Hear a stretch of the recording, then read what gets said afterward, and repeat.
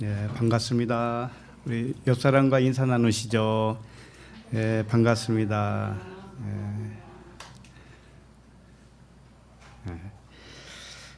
우리 기도하고 시작하도록 하겠습니다. 하나님 아버지, 은혜를 감사합니다. 언제나 세상은 눈에 보기에는 시끄럽고 사나우며 쉼이 없어 보입니다. 그러나 빛들의 아버지께서 온갖 진리와 좋은 은사와 좋은 온전한 선물을 주시니 감사합니다. 아버지께서는 변함도 없으시고 회전하는 그림자도 없으시니 우리들도 보이지 않는 소망 안에서 기쁨과 평강을 누리게 하심을 감사합니다.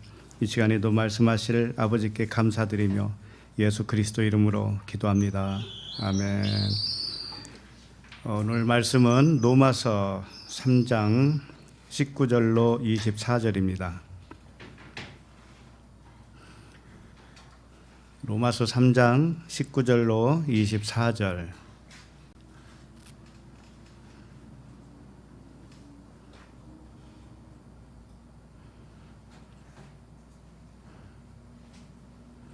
자, 19절부터 시작. 우리가 알거니와 무릇 율법이 말하는 바는 율법 아래에 있는 자들에게 말하는 것이니 이는 모든 입을 막고 온 세상으로 하나님의 심판 아래에 있게 하려 함이라. 그러므로 율법의 행위로 그의 앞에 의롭다 하심을 얻을 육체가 없나니 율법으로는 죄를 깨달음이니라. 이제는 율법 외에 하나님의 한 의가 나타났으니 율법과 선지자들에게 증거를 받은 것이라. 곧 예수 그리스도를 믿음으로 말미암아 모든 믿는 자에게 미치는 하나님의 의인이 차별이 없느니라.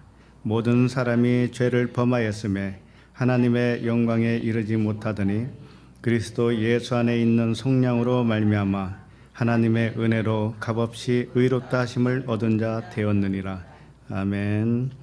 로마서 12번째 말씀, 제목은 율법의 행위와 하나님의 의입니다. 율법의 행위로 사는 것이 무엇이고 하나님의 의로 사는 것이 무엇인가? 두 가지 삶의 방식을 살펴보고요. 지금 나는 어느 쪽에서 살고 있는가? 율법의 행위로 살고 있는가? 하나님의 의로 살고 있는가? 이 부분을 조명해 보도록 하겠습니다. 일단 19절 한번 더 읽어볼까요? 19절 시작. 우리가 알거니와 무릇 율법이 말하는 바는 아래에 있는 자들에게 말하는 것이니 이는 모든 입을 막고 온 세상으로 하나님의 심판 아래에 있게 하려 함이라. 아멘. 이 19절, 방금 읽은 19절 말씀을 한마디로 요약을 하면 뭘까요? 율법은 심판 아래에 있게 한다라는 말씀이겠죠. 율법의 기능에 대해서 말씀하신 거예요. 율법이 모든 사람으로 심판 아래에 있게 하는 것. 사람이 오해하는 것 중에 하나가 하나님은 심판하시는 하나님이다라고 하는 겁니다. 물론 오늘 말씀에도 심판이라는 말씀이 분명히 있잖아요. 그런데 하나님이 심판하는 게 아니거든요. 그럼 뭘까요? 왜 여기서 심판 아래에 논다는 말씀을 하셨을까요? 그러니까 사람들이 생각하는 것 중에 오해하는 것이 뭔가 하면은 하나님은 사람을 심판한다는 것이고 사람의 행위에 따라서 어떤 사람은 지옥에도 보내고 어떤 사람은 천국에도 보낸다. 이것이 사람의 생각입니다. 어떠세요? 여러분은 어떠세요? 그렇게 생각하세요? 사람이 어떻게 하느냐에 따라서 지옥에도 보내고 천국에도 보낸다. 이런 생각을 하셨어요? 아니에요? 예, 아주 다행입니다. 심판은 사람의 행위에 대한 결과로, 사람이 어떻게 살았는가에 대한 결과로 하나님이 판결을 내리는 것이 아니에요. 이거 확실히 하셔야 됩니다. 예. 그래서 이런 말씀이 있잖아요. 생각대로. 전에도 말씀드렸지만 매사에 그렇게 적용을 하면서 살아요. 생각대로. 하나님은 심판하실 것이다 라고 하는 생각으로 산다니까요. 사람은. 자, 그렇게 하면 심판이 올까요, 안 올까요? 생각대로라니까요. 온다고요. 하나님이 나를 심판할 것이다 라고 생각을 하면 그 심판이 나에게 오는 것처럼 보인다니까요. 하나님이 실제로는 심판한 거 아니에요. 아닌데 본인은 그렇게 생각을 한다고요. 자, 이 세상을 살면서 좋은 일도 있고 나쁜 일도 있고 재수 좋은 일도 있고 재수 나쁜 일도 있죠. 그죠?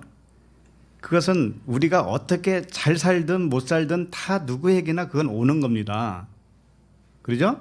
오는데 심판을 내리시는 하나님으로 생각하는 사람은 매사에 그렇게 적용을 해요. 좋은 일이 일어났을 때는 아무 생각이 없이 살다가 좀 안 좋다라고 하는 생각이 그런 일이 발생하잖아요. 그러면 하나님이 나를 치는구나. 욥기에도 그랬잖아. 욥이 얼마나 많이 당했어. 이렇게 생각을 하기 쉬워요. 욥이 뭐 잘못해서 당했습니까? 당대의 의인이라고 그랬는데 그잖아요. 그렇기 때문에 우리가 확실히 하고 짚고 넘어가야 할 것은 우리의 행위의 어떤 결과로 일어나는 심판은 없어요. 동의하십니까? 우리의 행위에 따른 심판은 없다고요. 그러면 심판은 뭐냐 이거예요. 그러면 오늘 말씀하는 심판은 뭐냐? 이 심판이라고 하는 단어를 언제 사용하는가 하면은 요한복음 3장 17절을 보십시오. 요한복음 3장 17절.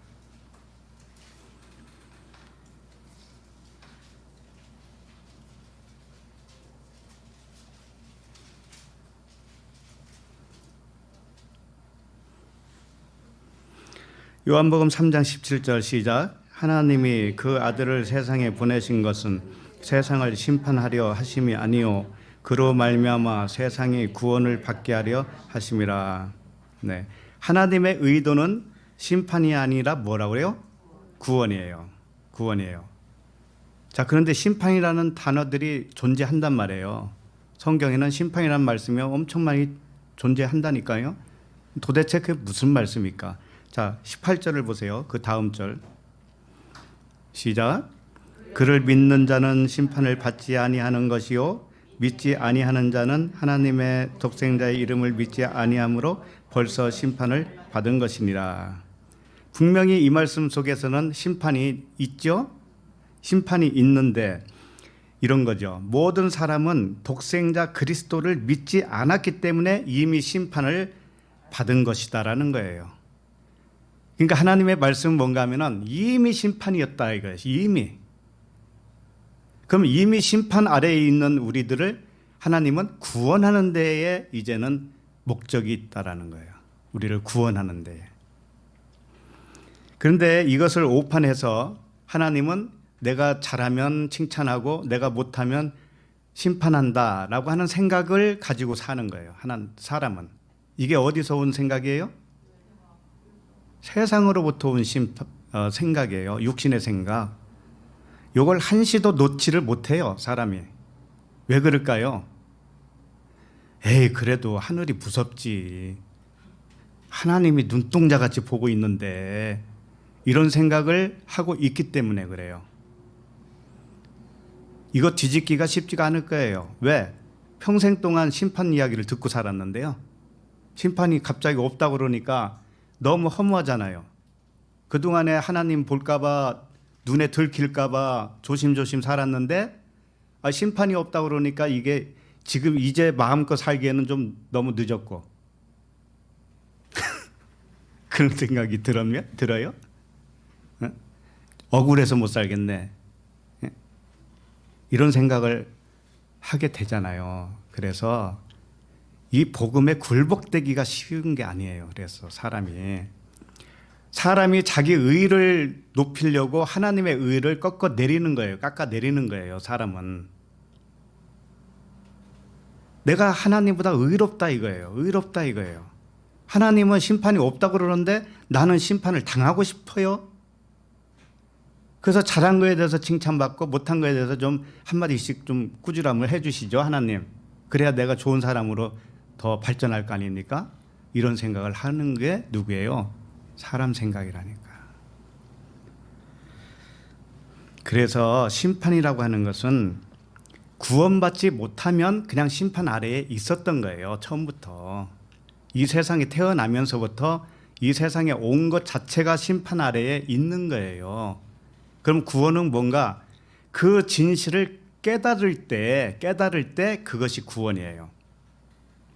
아, 내가 심판 아래에 이미 있었구나 라는 것을 깨달았을 때 그때 거기서 나오는 거란 말이에요.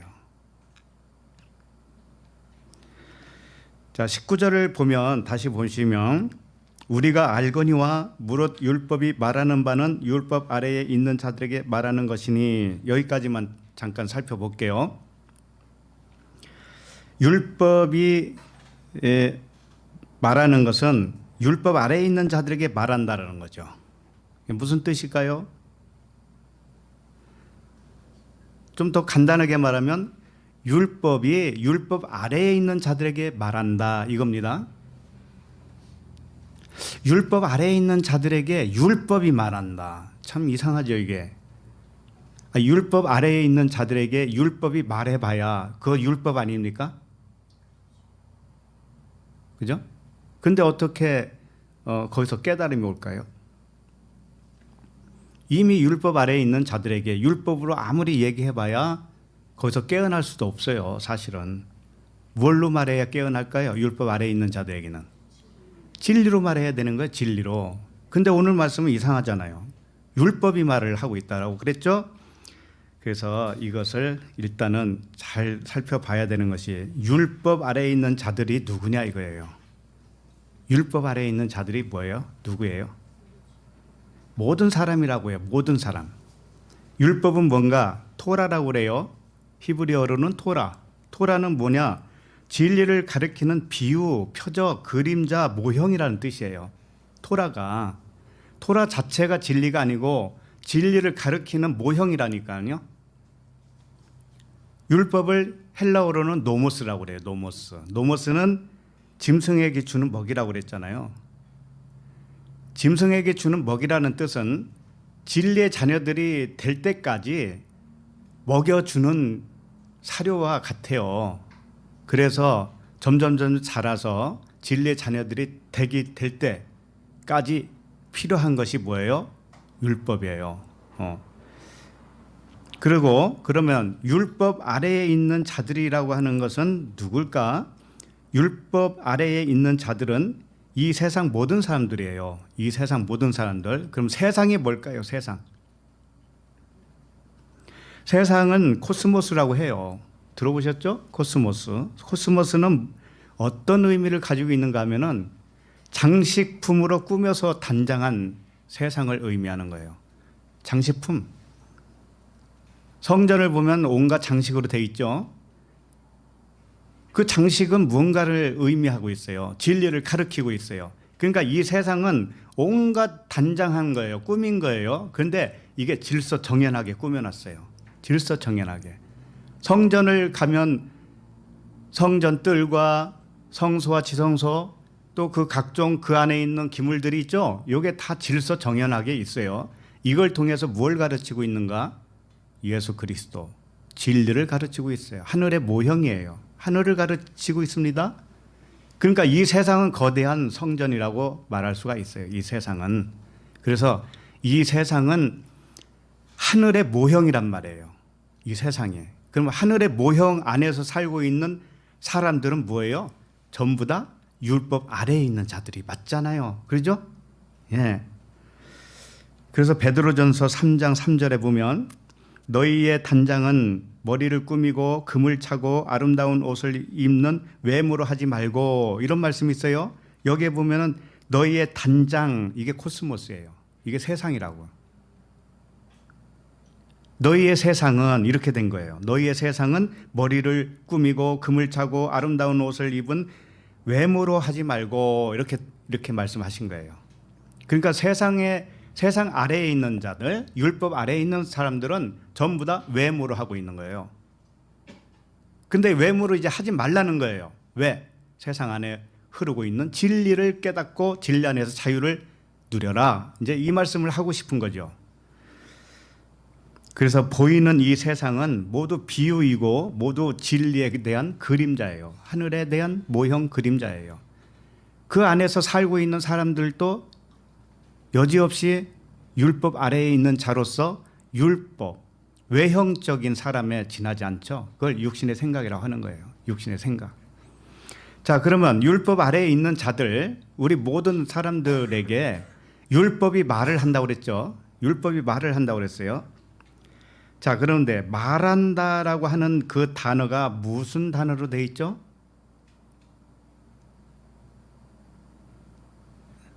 노트북 가져오신 분.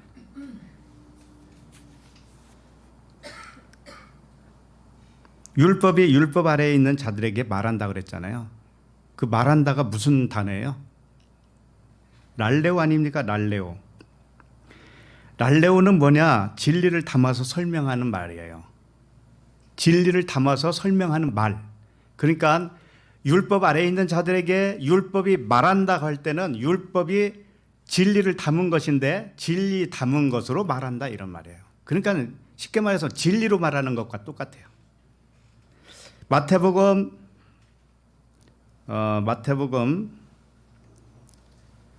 10장 20절에 보면 그냥 제가 읽어드릴게요. 한 절이니까. 마태복음 10장 20절에 보면 말하는 이는 너희가 아니라 너희 속에서 말씀하시는 이 곧 너희 아버지의 성령이시니라 이렇게 돼 있어요. 여기서 말하는 이는 너희가 아니고 너희 속에서 말씀하시는 너희 아버지 성령이라는 거예요. 자, 우리가 진리를 깨닫죠? 그럼 우리 안에서 누가 말씀하신다고요? 성령께서. 아버지의 성령. 자, 그런데 여기서 말하는 이 할 때 말이 랄레오예요. 진리로 말한다 이거예요. 그리고 그 랄레오 하는 말씀은 너희가 아니라 너희 속에서 말씀하시는 이것도 랄레오예요. 랄레오로 말씀하시는 이 곧 너희 아버지의 성령이시니라 그래요. 그러니까 우리가 지금 율법 아래에 있었잖아요. 율법 아래에 있는 나에게 내 속에서 성령께서 말씀을 하시는데 진리로 말씀하신다는 것이죠. 그런데 율법이 말한다라고 하는 것과 같은 거예요. 그게 율법이 진리로 말한다 이 말씀과 같은 거라고요. 율법이 껍데기로 말하면 소용없어요. 율법의 표면으로 말하면 그냥 율법 아래 계속 갇혀 있는 것이고 율법 안에 있는 진리로 랄레오 할 때 말씀하실 때 우리가 거기서부터 해방되어지는 거예요. 자, 그래서 율법 아래에 있는 자들에게, 그러니까 세상 모든 사람들이죠. 사람들에게 진리로 랄레오한다, 진리로 말한다, 율법을 진리로 풀어서 말을 한다 이거예요. 자, 이렇게 해주면 말하는 이는 누구라고요? 성령이시다. 아버지의 성령이시다. 그러니까 우리가 깨닫게 되었다라고 하는 것은 이미 내 안에 누가 있다라는 거예요? 성령, 아버지 성령이 계셔요. 그래서 그 성령께서 율법을 가지고 진리로 풀어서 설명해 주시면 어떤 결과가 일어나는가 하면은 이 들은 사람들은 율법 아래에서 자신이 죄인이라는 것을 깨닫게 되어요. 죄인이라는 거. 자, 한번 생각을 해보세요. 진리의 말씀을 듣기 이전에 죄인이라고 했었어요? 안 했어요? 에? 진리를 몰랐을 때, 율법 아래에 있을 때 아이고 하나님 잘못됐어요. 나 죄인 맞아요. 이렇게 했어요? 안 했어요? 했잖아요. 그런데 진리의 말씀을 들은 다음에 죄인이라고 고백되어지는 건 또 뭐예요? 그건? 어떤 죄인이에요? 이것은? 다른 차원의 죄죠. 다른 차원의 죄라고요. 이 죄인이라고 하는 것은 하마르티아, 관역을 빗맞았다, 관역을 맞추지 못했다. 관역이 뭐예요? 관역이 진리의 하나님이셔요. 진리의 하나님을 알지 못하니까 화살을 쏴도 항상 빗나가요. 엉뚱한 데 맞춰요. 그래서 진리를 깨닫고 나니까 그림자만 붙들고 살았구나. 내가 그림자만 붙들고 살았구나. 관역을 맞추지 못하고 엄한 하나님, 잘못된 하나님, 오해된 하나님만 붙들고 살았구나. 그래서 심판을 당하는 것으로 생각을 하고 살았단 말이에요. 하나님은 나를 처벌한다고 하는 하나님으로 생각을 했어요. 벌 주는 하나님으로. 그런데 알고 보니까 죄라고 하는 것은 뭐냐? 너희가 나를 믿지 아니하며. 죄란 무엇이냐? 너희가 나를 믿지 아니하며. 나가 누구예요? 진리 되신 그리스도시요. 예수 말고 예수 안에 있는 그리스도, 예수 안에 있는 그리스도를 못 믿는 것이 죄다. 이것을 이제는 정말로 깨달았게 됐어요. 이게 율법 아래에서 빠져나온 사람들의 고백입니다. 자, 그래서 로마서 5장 12절을 잠깐 보도록 합니다.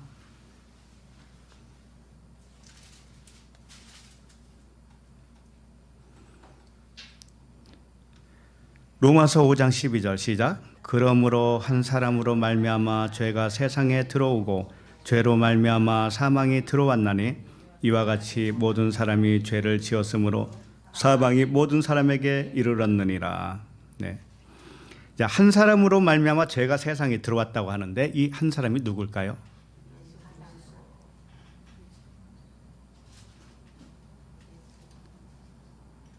대답이 두 가지로 나왔어요. 하나는 아담, 하나는 예수.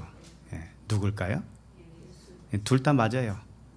왜냐하면 아담은 오실자의 뭐예요? 네, 모형이에요. 오실자의 모형. 그러니까 아담은 창세기에서 선악과를 따먹은 사람이 아담이 아니잖아요. 하와죠, 하와. 하와가 먹고 아담에게 주었어요. 아담이 같이 공범이 되었죠. 그래서 아담이 쫓겨나요. 그건 오실자의 모형이다. 예수 그리스도. 그것을 의미하는 것이다. 예. 그래서 한 사람이라고 하는 것은 예수 그리스도시고 그분이 진리를 선포하니까 그분이 오셔서 진리를 선포해요. 그러니까 모든 사람이 죄인으로 드러난 것뿐이에요. 원래 아담이 있기도 전에 예수님이 오시기도 전에 그냥 죄인이었어요. 사람은. 왜 그럴까요? 왜 죄인일까요? 세상은 율법이고 율법 아래 갇혀 있으니까, 율법 아래에 있으니까, 이미 심판 아래에 있으니까 그 자체가 죄인이란 말이에요.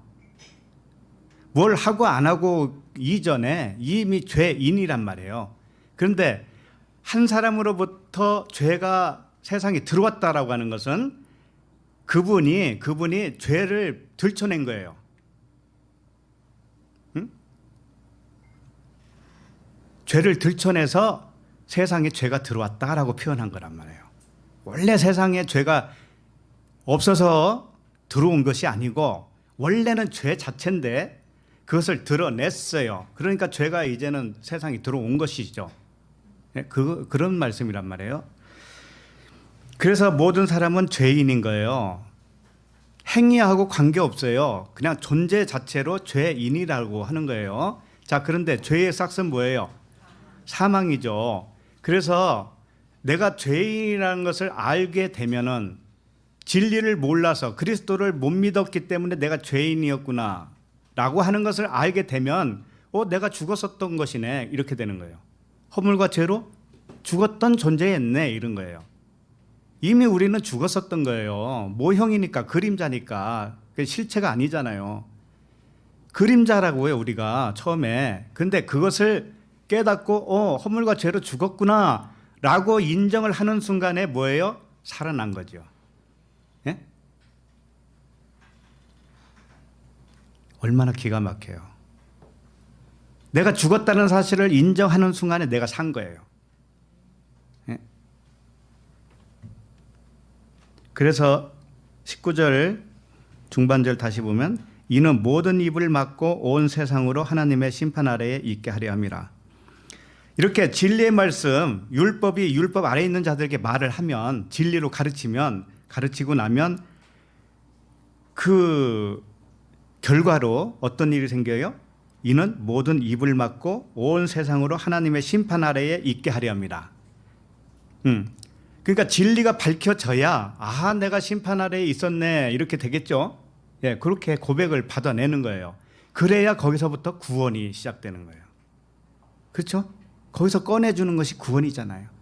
그러니까 하나님은 우리를 심판하는 것이 아니고 이미 심판 아래에 가둬놓고 그 심판 아래에 가둬놨다라는 사실을 가르쳐서 거기서 구원을 해주시는 거예요. 방법이 그런 방법이에요. 로마서 아까 5장 12절이었나요? 13절을 보세요. 13절 시작. 죄가 율법 있기 전에도 세상에 있었으나 율법이 없었을 때에는 죄를 죄로 여기지 아니하였느니라. 예. 율법 있기 전에도 세상에 죄가 있었다라는 거예요. 죄가. 그러니까 율법이라고 하는 것은 모세의 율법이죠. 그 진리의 말씀이에요. 근데 그 말씀이 있기도 전에 이 세상 아래에 있는 사람은 모두 다 죄인인데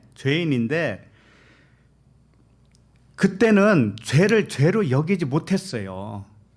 죄를 깨닫지 못했다 이거예요. 자기가 죄인인지도 모르고 그냥 살았던 거예요. 그러니까 죄를 죄로 여기지 아니하였다라고 하는 것은 진리로 밝혀지지 않았기 때문에 진짜 죄가 뭔지를 몰랐다라고 하는 겁니다. 자, 그러면은 하나님은 의원은 병자, 건강한 자에게는 쓸데가 없죠. 병든 자에게라만 쓸데 있죠. 하나님이 누구를 구원하러 왔다고 그랬어요? 의인을 구하러 왔다고 그랬어요? 죄인을 구하러 왔다고 했어요? 죄인이잖아요. 그러니까 죄를 죄로 알지 못하면 하나님이 구원을 할 수 없다라는 말씀이잖아요. 예. 그러니까 우리가 심판 아래에 있다라는 것을 가르치는 이유는 우리를 구원하기 위해서죠. 네, 우리는 그렇게 해서 다 구원받은 사람들이에요. 그래서 모든 입을 막고 이렇게 표현하죠. 모든 입을 막고. 먼저 입을 막아야 돼. 무슨 입을 막는가? 진리를 말을 못하니까 비진리만 말하고 살았어요, 사람이. 그러니까 이제는 진리를 말하게 하려면 비진리의 입을 막아야 돼. 그게 먼저 순서예요. 그래서 사가랴가 천사를 만나고 나서 벙어리가 됐잖아요. 입을 막는 거예요. 그러니까 이게 순서예요, 순서. 진리를 듣고 나면 그동안에 그냥 말했던 거 있죠. 나불나불. 그 나불나불이 이제 입을 막아요. 입이 막혀요, 이제는. 그리고 나서 서서히 진리의 말이 터지기 시작하는 거예요. 그래서 입을 막는 이유는 진리의 말이 막히지 않게 하기 위해서예요. 그죠? 막는 이유는 터주기 위해서 하는 거잖아요. 그죠? 심판 아래에 가두는 것은 거기서 구원하려고 하는 거잖아요. 하나님의 이게 방식이란 말이죠. 자, 그래서 고린도후서 11장 10절을 좀 펴보세요. 고린도후서 11장 10절.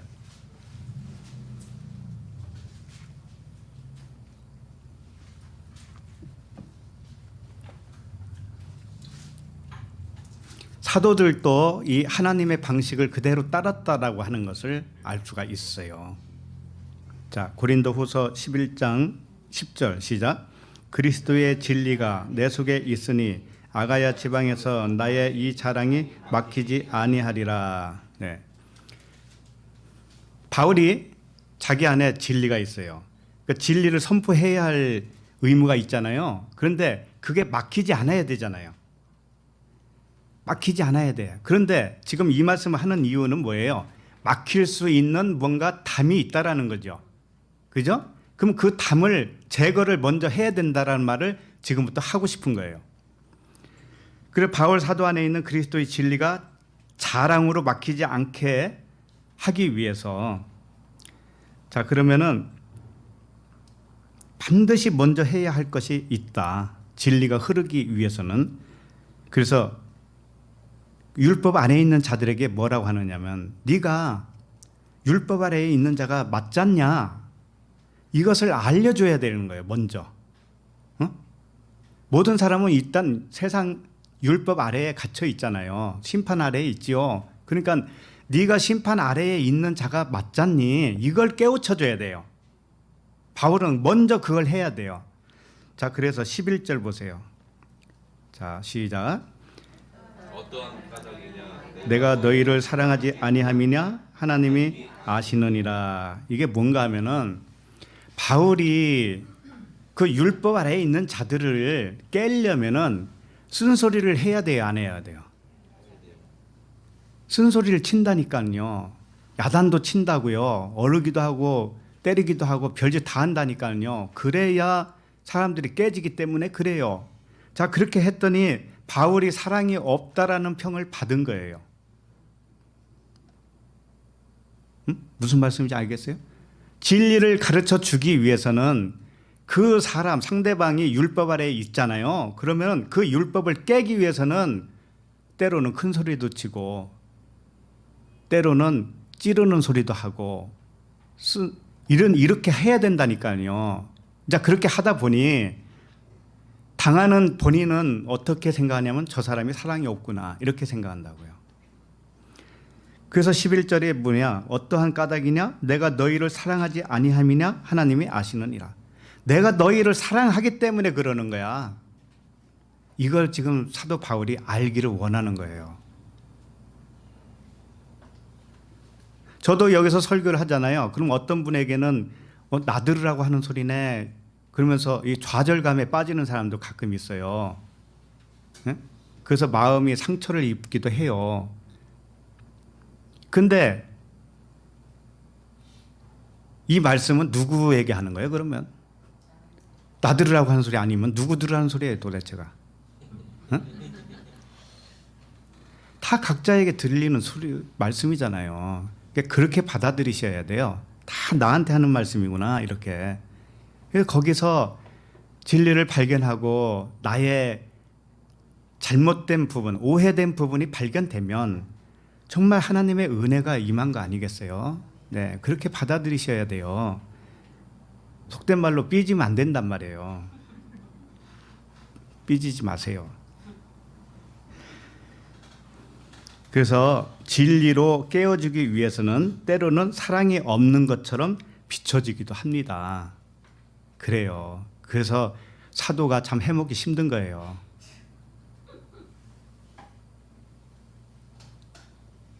그러니까 저 섬으로 유배당한 요한 있죠, 요한. 요한만 90세 이상 살았다니까. 나머지는 빨리 죽었어요. 왜 빨리 죽었는지 몰라. 어쨌든 12절을 봅시다. 12절. 자, 나는 내가 해온 그대로 앞으로도 하리니 기회를 찾는 자들이 그 자랑하는 일로 우리와 같이 인정받으려는 그 기회를 끊으려 함이라. 자, 나는 내가 해온 그대로 하겠다 이거야. 앞으로도. 바울은 지금 그렇게 하는 거예요. 너희들에게 쓴소리도 하겠다. 너희들이 삐지든 말든 쓴소리 하겠다 이거예요. 그렇게 하는 이유는 뭐냐? 너희들이 진리도 모르면서 너희들이 자랑하고 있지 않나? 입을 막아야 되는데 터진 입이라고 무슨 말이든 다 하고 있잖아. 그걸 나는 막아야 되는 사명이 있는 사람이야. 이거예요. 그러니까 다시 보세요. 나는 내가 해온 그대로 앞으로도 하리니 기회를 찾는 자들이 그 자랑하는 일로 우리와 같이 인정받으려는 그 기회를 끊으려 함이라.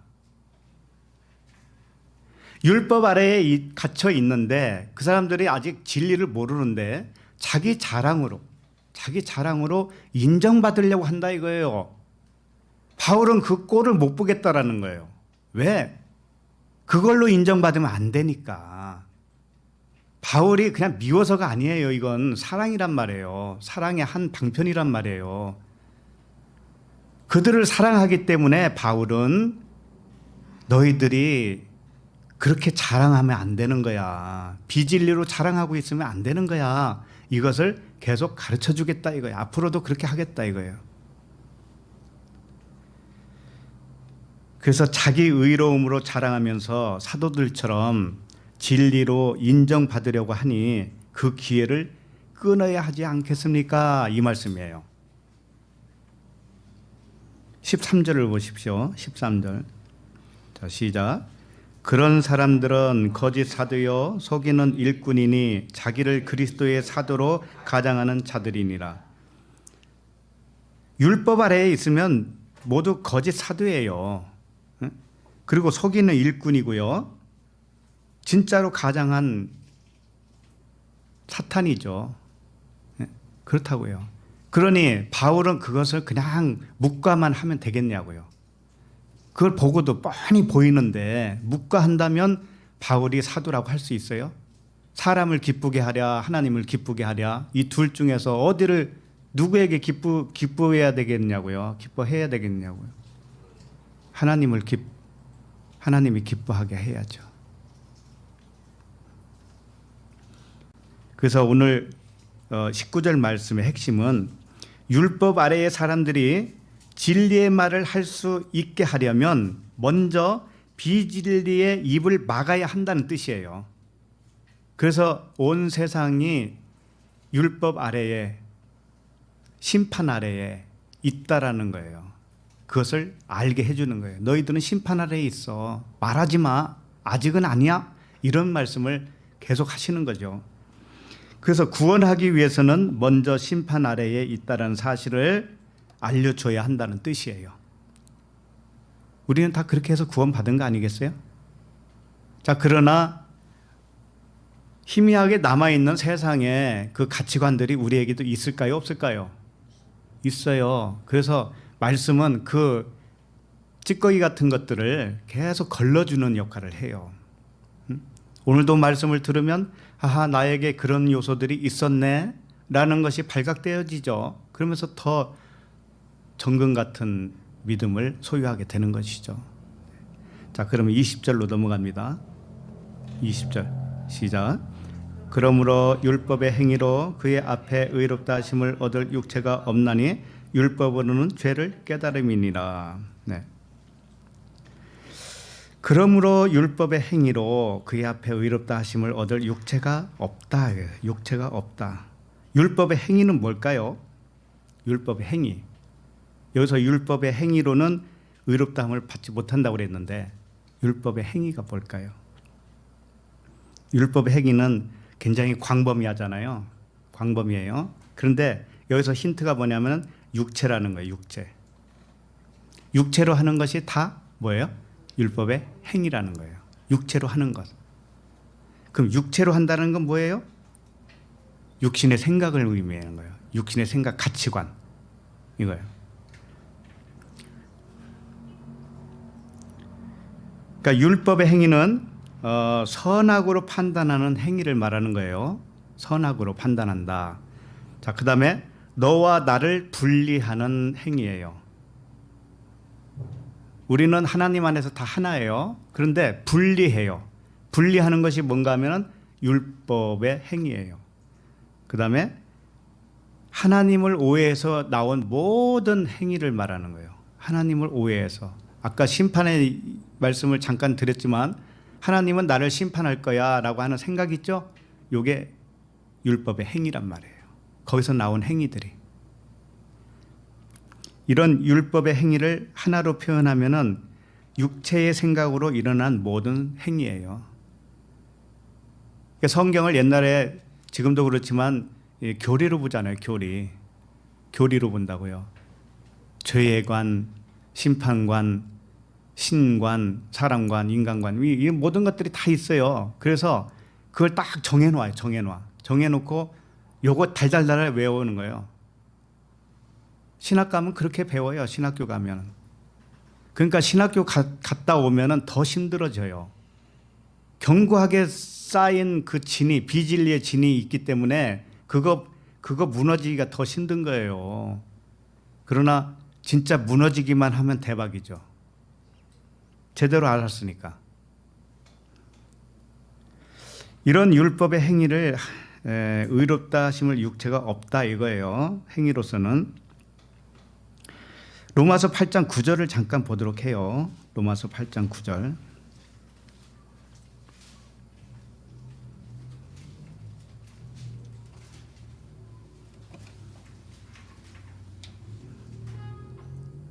시작. 만일 너희 속에 하나님의 영이 거하시면 너희가 육신에 있지 아니하고 영에 있나니 누구든지 그리스도의 영이 없으면 그리스도의 사람이 아니라. 네. 우리 안에 하나님의 영이 거하시면 영에 있다라는 거예요. 그럼 하나님의 영이 없는 사람이 있을까요? 다 있어요. 피조물은 하나님의 영이 다 거하시는 거예요. 나무 한 그루 풀 한 포기에도 하나님의 영이 거하다는 거 알아요? 몰라요? 그러면 풀 한 포기가 구원받나요? 나무가 구원받나요? 그런 말씀은 아닙니다. 그냥 그 영으로 지었고 거기에 거하시다가 풀이 시들고 없어지면 그냥 영은 하나님이니까 하나님 그대로 계시지 뭐. 안 그래요? 그러나 사람도 영으로 우리를 만드셨어요. 만들었는데 우리가 구원받는다는 건 무엇이냐면 하나님의 영 반대편으로 표현된 내 마음 있죠? 내 마음. 내 마음이 그걸 푸시케라고 그래요. 하나님은 푸념하고.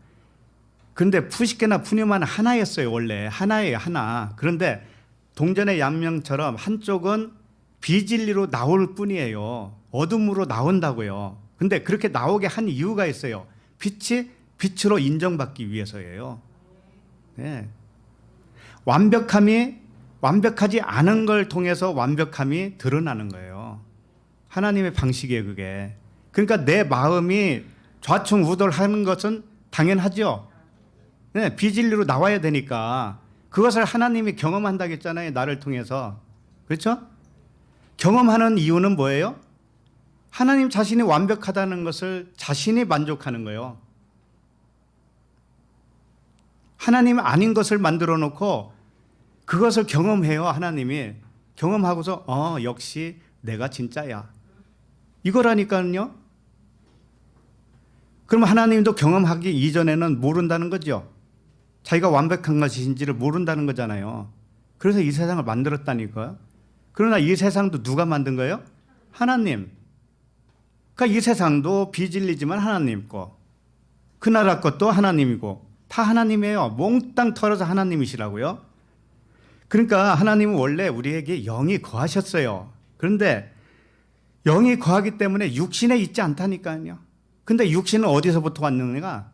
세상으로부터 감쪽같이 속아서 왔다 이거예요. 그러니까 그리스도의 영이 누구든지 있는데 그리스도의 영을 모르면 안 계신 거하고 똑같은 거예요. 그 사람에게는. 그죠? 그러면 자기 마음대로 살다가 가는 거죠.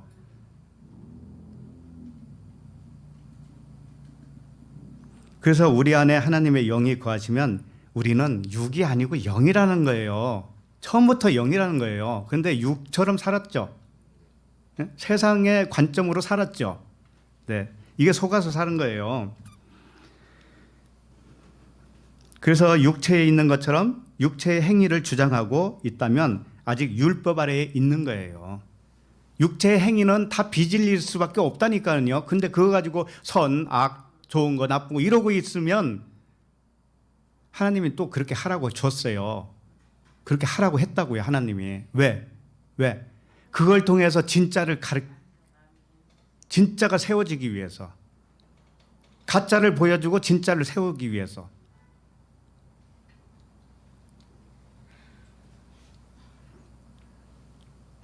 그래서 육체는 율법이고 이 세상이죠. 이것이 그림자이기 때문에 이미 죽은 겁니다. 허물가지로 죽었다고 그랬잖아요. 죽은 것인데 어떻게 선하게 관점으로 볼 수가 있느냐 이거예요. 이 죽은 존재가. 그죠? 죽은 건 그냥 죽은 것뿐이에요. 그래서 로마서 8장 10절을 보시면 또 그리스도께서 너희 안에 계시면 몸은 죄로 말미암아 죽은 것이나 영은 의로 말미암아 살아있는 것이니라. 몸은 죄로 말미암아 이미 죽었다니까. 우리가 죽은 거라니까. 몸은 죽은 거예요. 죽은 걸로 보는 거예요, 그냥. 그리고 영으로만 살아있는 존재로 보는 거예요. 이렇게. 그러니까는 20절을 다시 보시면, 오늘 본문 말씀 20절을 다시 보시면, 그러므로 율법의 행위로 그의 앞에 의롭다 하심을 얻을 육체가 없다. 율법으로는 죄를 깨달음이니라. 율법을, 그런데 왜 율법의 행위로 의롭게 될 수가 없는 이 율법 세상을 왜 줬느냐 이거죠. 왜 줬느냐? 그것은 죄를 깨닫게 하기 위해서. 그래서 율법의 행위는 육체대로 판단하는 것이에요. 육체대로 판단하는 것, 육체를 따라서 판단하는 것. 그런데 그렇게 육체를 따라 판단하는 것은 의롭다 하심을 얻지 못한다고 그랬죠. 예. 그러나 율법을 주신 이유는 율법으로는 죄를 깨닫게 하는 거고요. 율법의 행위는 진리의 그림자였는데 진리를 깨닫게 될 때 비로소 그동안 내가 죄인이었구나, 헛발질 됐구나, 이것을 알게 하기 위해서요. 그래야 진리만이 옳다, 진리만이 선이다, 진리만이 사랑이다, 이것을 세우기 위해서예요. 찾을 거 없고요. 요한복음 8장 15절에 보면 너희는 육체를 따라 판단하나 나는 아무도 판단하지 아니하노라. 너희들은 육체로 판단하고 있지 나는 아무도 판단하지 않아. 나는 그렇게 판단하지 않아.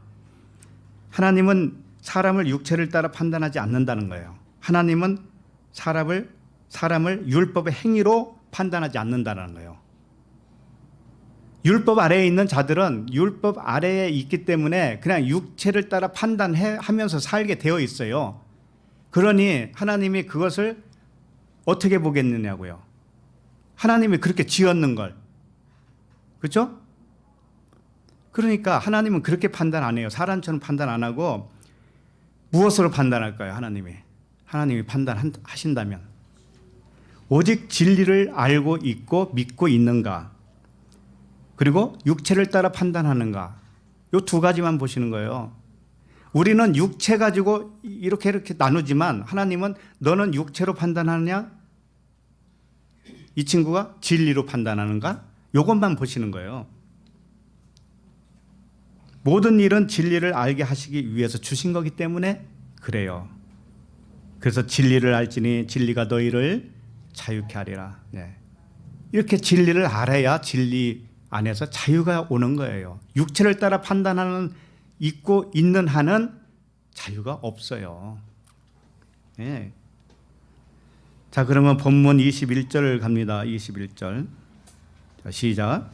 이제는 율법 외에 하나님의 한 의가 나타났으니 율법과 선지자들에게 증거를 받은 것이라. 네. 이제는 율법 외에 하나님의 한 의가 나타났다 이거예요. 자, 율법은 육체의 법이에요. 육체를 따라 판단하는 법이에요. 그리고 육체의 행위, 율법의 행위로서는 의롭다함을 못 받아요. 자, 그런데 율법이 말하는 그 율법 이외에 또 한 가지 뭔가 있는데 그것이 하나님의 의다 이거죠. 그런데 이걸 잘 봐야 돼요. 율법과 전혀 다른 별개의 하나님의 의를 뜻하는 게 아니에요, 이게. 그럼 뭘까요? 지금 20절에서 율법의 행위를 말씀을 이미 했죠. 율법의 행위. 자, 율법에는 율법의 행위와 하나님의 의 두 가지가 존재한다는 거예요. 자, 율법은 모세의 율법이죠. 하나님의 말씀이에요. 이 말씀에는 표면과 이면이 있다는 거 아시죠, 이미. 그러면 표면에 따라서 사는 사람이 율법 아래에 있는 자예요. 육체를 따라 행동하는 사람이에요. 자, 그런데 그 같은 율법 가지고, 같은 율법, 하나님의 같은 말씀이죠. 같은 말씀으로 그 이면의 거, 이면으로 깨닫고 믿으면 그것이 하나님의 의라는 거예요. 그러니까 율법을 떼놓고 이 성경 말씀 떼어놓고 별개의 어떤 것이 있다라는 게 아니라니까요. 성경 말씀이 두 가지로 되어 있다 이거예요. 겉과 속. 예. 그러니까는 마치 이런 거죠. 세상을 어떻게 알고 사는가와 같은 문제예요. 세상을 겉의 것으로만 보고 믿고 살면은 그건 율법 아래에 갇힌 사람이에요. 자, 그 세상을 볼 때 어떻게 해요? 이면적인 진리로 깨닫고 믿고 살면 이것이 뭐예요? 하나님의 의로 사는, 영생을 사는 사람이란 말이에요. 이렇게. 그래서 이제는 율법 외에 하나님의 한 의가 나타났으니 이것을 조금 의역을 하면 율법의 표면 이외에 이렇게 말할 수가 있어요. 율법 표면 말고 그 이면에 하나님의 의가 나타났다. 이렇게 말할 수가 있어요. 그리고 이 세상에 겉세상 말고 이 속에서 하나님의 의가 이면으로 나타났다. 진리로 나타났다. 이렇게 말할 수가 있어요. 자, 그런데 이것이 어디 누구에게 증거를 받은 것이라고 하는 것이죠? 예, 율법과 선지자들에게 증거를 받은 것이라고 그랬어요. 하나님의 의가 그냥 무작정 우리가 어떤 상상하는 것이 아니고 율법과 선지자들에게 증거를 받았단 말이에요. 하나님의 의는. 자, 그러면 그게 무슨 뜻인가 하면은 율법과 선지자들에게 증거를 받았다. 율법과 선지자는 뭘까요? 모세의 율법, 선지자의 글, 시편, 이 모든 것이 성경 66권에 담아져 있죠. 그러니까 이 성경 66권을 통해서 하나님의 의가 검증되었다. 증거가 되었다. 증언이 되었다. 이런 뜻이에요. 그러니까 성경이 없으면 안 되잖아요. 이 세상이 없으면 안 되죠. 이 세상을 통해서 검증받은 것이 하나님의 의니까 반드시 필요한 것입니다. 그래서 하나님 성경에서 확증받은 그 하나님의 의가 무엇일까? 하나님의 의, 이게 무엇일까? 요한복음 5장 39절인데요. 잘 아는 구절이니까 읽어드립니다. 너희가 성경에서 영생을 얻는 줄 생각하고 성경을 연구하거니와 이 성경이 곧 내게 대하여 증언하는 것이니라. 이 증언한다고 하는 게 증거, 이게 똑같은 말씀이에요. 그러니까 성경에서 영생을 얻는 줄 생각하고 성경을 연구하잖아. 그 영생을 얻는 것이 뭔가 하면은 하나님의 의를 얻는 거예요. 영생이 하나님의 의예요. 근데 이 성경이 곧 누구에 대하여 증언하는 것인가 하면은 그리스도자, 그리스도, 진리. 다른 말로 하면 하나님 자신이에요. 하나님 자신, 하나님의 의예요. 하나님의 의에 대해서 증언하는 것이다. 이거예요. 그러니까 모든 성경은 어디를 향하고 있는가 하면은 하나님의 의를 향하고 있어요. 하나님의 의를 드러내고 있다고 이게. 모든 성경은. 예? 복잡하게 생각하지 마세요. 모든 성경은 하나님의 의를 증언하기 위해서 맞춰져 있단 말이에요. 그걸 다르게 말하면 성경은 그리스도에 대한 증언이다. 이렇게 말할 수도 있죠. 그래서 율법과 선지자들에게 증거를 받은 것이 하나님의 의인데 이게 영생이기도 하고 진리이기도 하고 사랑이기도 한 거예요. 다 하나님 거니까. 그렇죠? 그러니까 하나님의 의는 육체 반대편에 있는 거예요. 하나님의 의는 율법 반대편에 있는 거죠. 다 그렇단 말이에요. 하나님의 의는 신학교에서 가르치는 뭐와 반대편에 있어요? 교리의 반대편이란 말이에요. 신학교에서 배운 교리를 완전히 싹 지우시기를 바랍니다. 싹 지워야 돼요. 그거 지워지지 않으면 그게 잔재가 남아가지고 항상 옛 것만 부러워하는 거예요. 옛 것. 아, 옛날에 이랬는데 옛날에 이랬는데 지금은 왜 이렇게 맹숭맹숭하지? 그게 아니에요. 옛날에는 가짜였다니까요. 가짜였고 표적이었다고. 표적. 그게 쓸데없다는 게 아니에요. 표적이에요. 표적. 표적은 뭐냐면은 하나님의 의가 뭔지를 증언했단 말이에요. 증언. 그러니까 표적이 더 중요한 거예요. 표적을 통해서 깨달은 것이 중요한 거예요. 깨달은 것이 중요한데 깨닫지는 못하고 표적만 좋아해. 사람이 암덩어리가 빠져나가고 죽을 사람이 살아난데 그 표적이잖아요. 근데 그걸 통해서 뭘 알라고 주신 거예요? 하나님의 의, 진리를 알라고 주신 것인데 그 암덩어리 나간 것이 더 중요한 거예요. 그래서 그 사람 지금까지 살았어요? 응? 그래서 하나님의 의의 반대는 율법의 행위다. 육체를 따라 판단하는 것에 반대. 공의로 판단하는 말씀이 있죠. 공의로 판단하라. 이것을 또 오해를 해요, 사람들이. 공의로 판단하라고 하는 것은 율법으로 판단하는 게 아니에요. 율법의 의로 판단하라는 거예요. 율법의 의가 뭐예요? 하나님의 의예요. 근데 잘 모르니까 율법으로 판단하는 줄 알고 율법에 잣대 가지고 너 잘했다 못했다 이러고 앉아 있는 거예요. 심판을 내리고 있어요, 자기가. 하나님도 심판 안 하는데 자기가 심판을 내린다니까요. 공의로 판단하라는 것은 보이지 않는 진리로 판단하는 것이고 하나님의 눈으로 판단하는 것이지, 하나님의 사랑으로 판단하는 것이지 율법의 잣대가 아니라는 거예요. 육체를 따라 판단하지 않는다고 그래서 하나님은.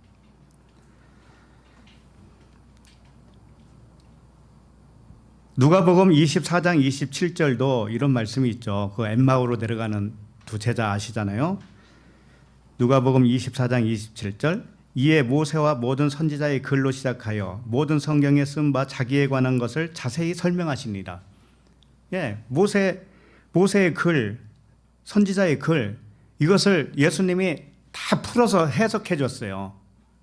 그랬더니 이것이 뭐예요? 누구에 대한 증언이라고요? 자기에 관한, 부활하신 그리스도 예수의 자기에 관한 증언이었다 이거예요. 그러니까 지금 우리가 계속 보고 있던 로마서에서는 뭐예요? 율법과 선지자들에게 증거를 받은 거라고 그랬잖아요. 하나님의 의가. 자, 지금 계속 그거 말씀하시는 거예요. 하나님의 의가 증거를 받았다.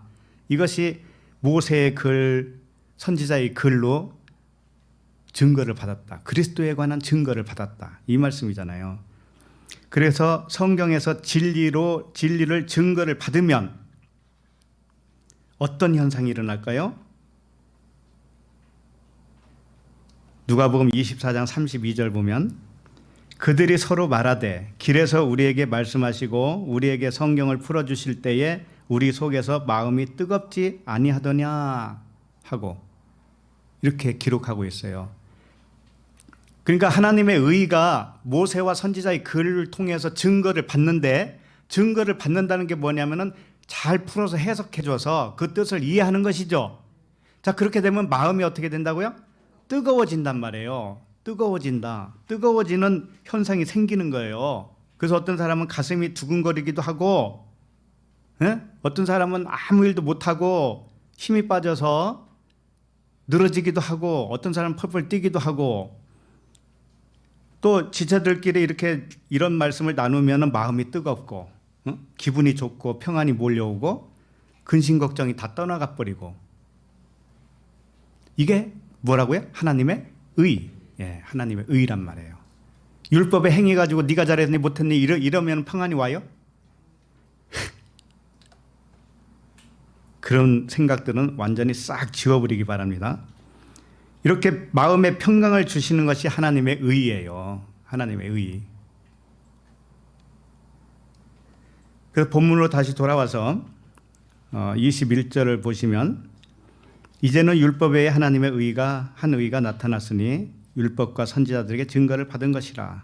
그래서 우리가요 놓치는 거 뭔지 알아요? 아, 성경이 그런 말씀이구나. 이제 하나님의 진리를 알았어. 하나님의 의구나 그게. 아, 알았어. 이걸로 끝나면 안 된다는 거죠.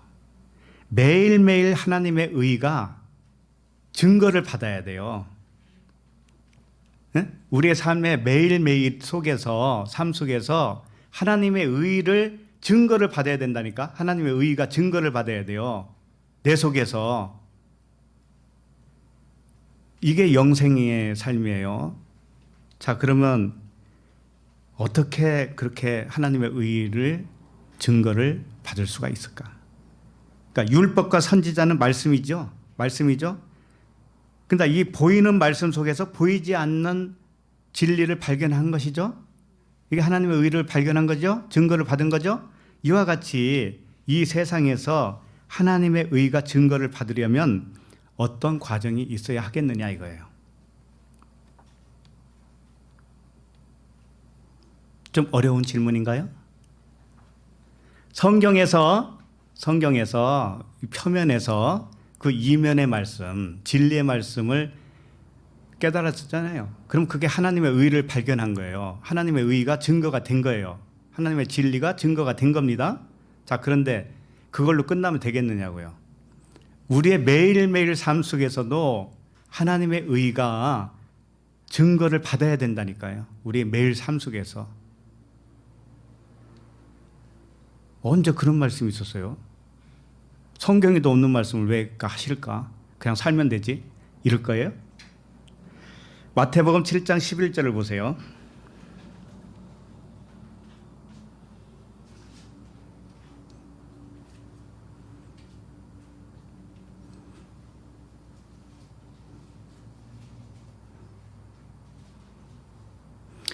자, 마태복음 7장 11절 시작. 너희가 악한 자라도 좋은 것으로 자식에게 줄 줄 알거든 하물며 하늘에 계신 너희 아버지께서 구하는 자에게 좋은 것으로 주시지 않겠느냐. 자, 이것은 일단 비유로 하신 말씀이에요. 너희가 악한 자라도 좋은 것을 자식에게 줄 줄 알거든. 이게 비유라고요. 자, 너희가 악한 자라고 그랬으니까 아버지가 아들이죠. 악한 아버지가 아들을 좋은 걸 준다 이 얘기잖아요. 근데 악하지 않은 아버지도 있잖아요. 그러니까 이게 비유라고, 비유. 지금 비유라고. 너희가 악한 자라도 좋은 것으로 자식에게 줄 줄 알거든. 이것은 너희가 악한 아버지라고 하자 이거예요. 네? 너희가 악한 아버지라고 하자.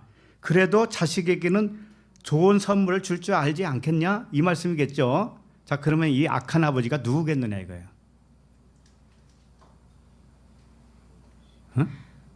비유라고 그랬잖아요. 하나님 아버지예요. 하나님 아버지. 하나님 아버지가 왜 악하다고 한 거냐면 이 세상을 만들어 놨잖아요. 보이는 이 세상을, 비진리 세상을. 그러니까 악하지. 일단 악해. 그런데 그 악한 아버지가 자식에게는 뭘 좋은 걸 준다고 그랬잖아요. 좋은 거. 그러니까 좋은 거 준다니까. 그러니까 악한 거 아니지. 결국은. 그죠? 그러니까 하나님이 이 세상을 지어놓고 악하게 지어놨어요. 일단 보이면 악한 거예요, 그게. 그러면 하나님도 악한 하나님이죠? 하나님이 악한 아버지라고. 그런데 이렇게 한 이유는 뭐예요? 좋은 거 주려고 한 거잖아요. 좋은 거 주려고. 자, 그러면 그 증거를 받아야 되는 거잖아요. 좋은 거 우리가 받으면 하나님의 의를 증거를 받은 거잖아요. 하나님 입장에서는. 그죠? 자, 그렇게 하기 위해서는 어떻게 하느냐? 계속 읽어보면 하물며 하늘에 계신 너희 아버지께서 구하는 자에게 좋은 것으로 주시지 않겠느냐. 하물며라고 하는 것은 이제 비유로 자기 자신을 악하다고 해놓고 사실은 악한 게 아니다라고 하는 반전으로 지금 자기 자신, 하나님 자신을 말씀하는 거예요. 하늘에 계신 너희 아버지께서 구하는 자에게 좋은 것으로 주시지 않겠느냐. 자, 그러면 반전이 됐죠. 좋은 것을 받으면. 그러니까 너희가 악한 아버지인 것처럼 하나님이 악한 아버지라고 하자 이거예요. 그랬을 때 이 세상 임금이죠. 그분이 예수예요. 세상 임금으로 죽어주신 거예요. 네? 유대인의 왕이라고 썼잖아요. 그 죄패에다가 그분은 껍데기 유대인의 왕으로서는 죽어주신 세상 임금이고 심판이라 하면 세상 임금이 이미 심판을 받았음이라 그러잖아요. 그러니까 이미 심판을 받았다고 그러잖아요. 우리는 이미 심판 아래에 있다니까요. 예. 그런 상태에서 진리를 증거를 해준다 이거예요. 하나님의 의가 여기서는 좋은 것으로 이렇게 표현한 거예요. 하나님의 의. 하나님의 의는 뭐예요? 성령이겠죠. 다른 곳에서는 너희가 구하는 것마다 성령을 주시지 않겠느냐 이런 말씀을 하셨으니까 성령이에요. 그런데 왜 여기서 성령이라고 안 하고 좋은 것으로 주시지 아니하겠느냐라고 했을 때는 이 좋은 것은 성령 안에 좋은 것이 다 있기 때문에 그래요. 우리는 성령을 받으면 그냥 시시하게 보여요. 그거보다 아파트 한 채가 더 낫지 않아요? 이런 생각을 한단 말이에요. 그런데 아파트가 문제예요? 이 우주 만물을 다 줬어요, 우리한테. 왜 그걸 모르냐고요. 이 세상을 다 우리에게 주었다니까요. 다 내 거예요, 그게. 하나님 거지만 하나님 아버지 것이지만 아들 거예요, 그게. 왜 그렇게 못 살아요? 좀 당당하게 좀 살아요 좀. 차비 없어요? 일단 차를 타보세요. 그럼 쫓겨나겠죠? 그럼 누군가가 차비 줘요. 반전이 있어요. 항상 반전이 있다고요.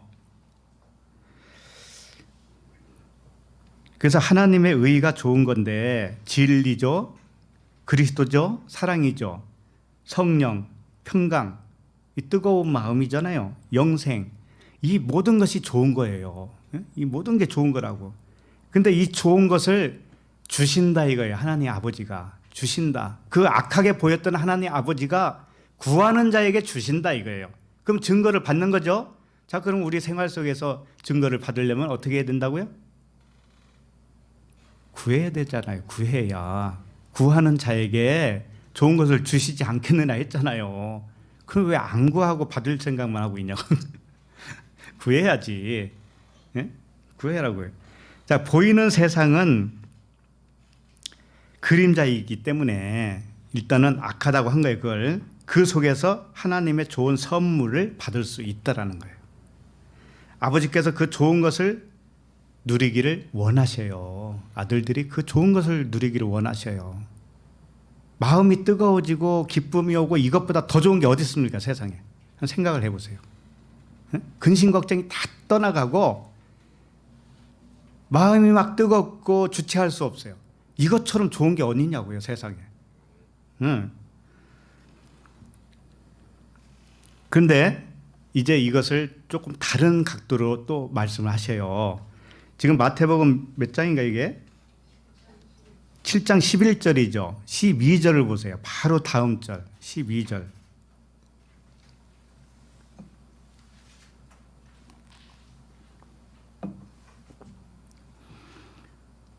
마태복음 7장 12절 시작. 그러므로 무엇이든지 남에게 대접을 받고자 하는 대로 너희도 남을 대접하라. 이것이 율법이요 선지자니라. 전혀 맥이 탁 같지 않아 보이는 말씀이 여기 탁 튀어나오잖아요. 바로 다음 절인데도.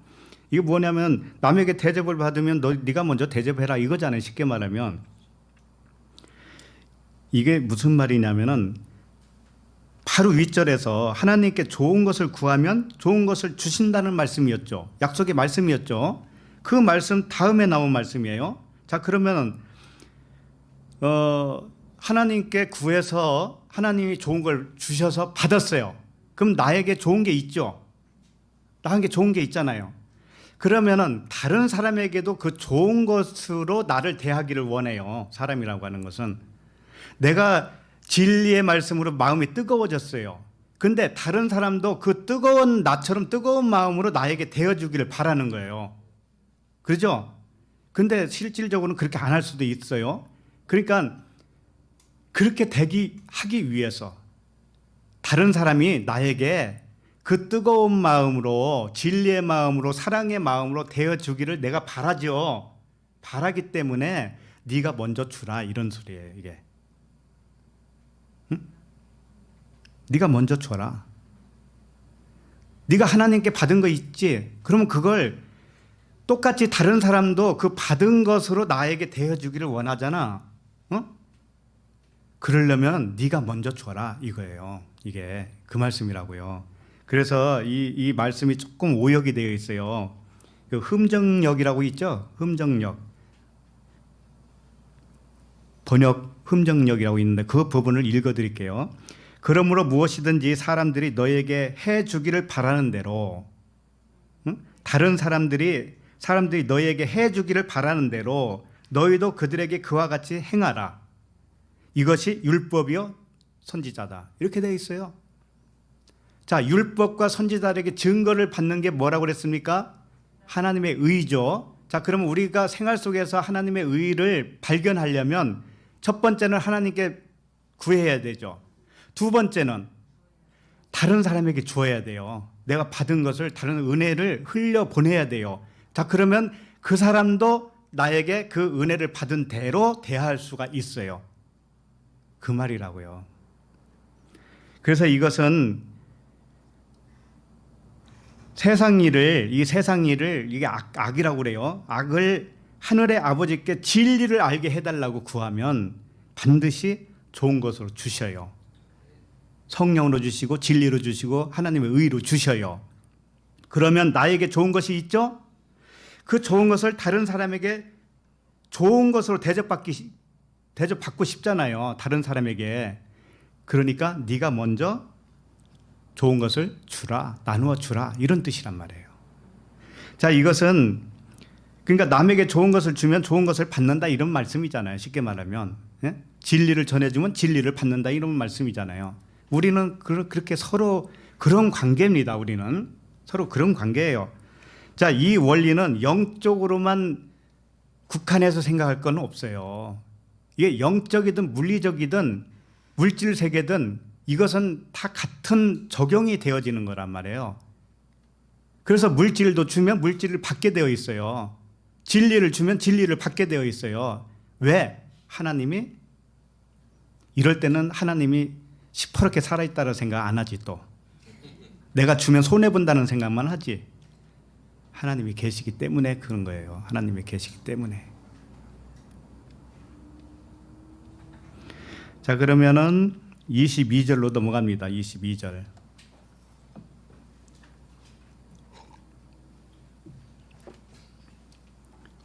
본문 22절. 자, 시작.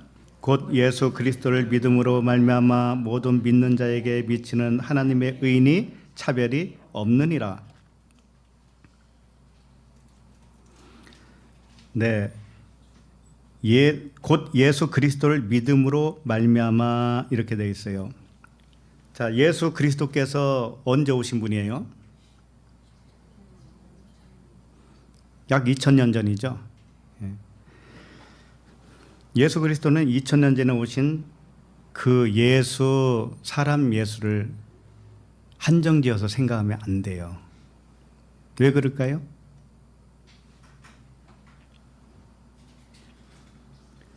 자, 예수 그리스도를 믿음으로 말미암아 모든 믿는 자에게 미치는 하나님의 의라고 했습니다.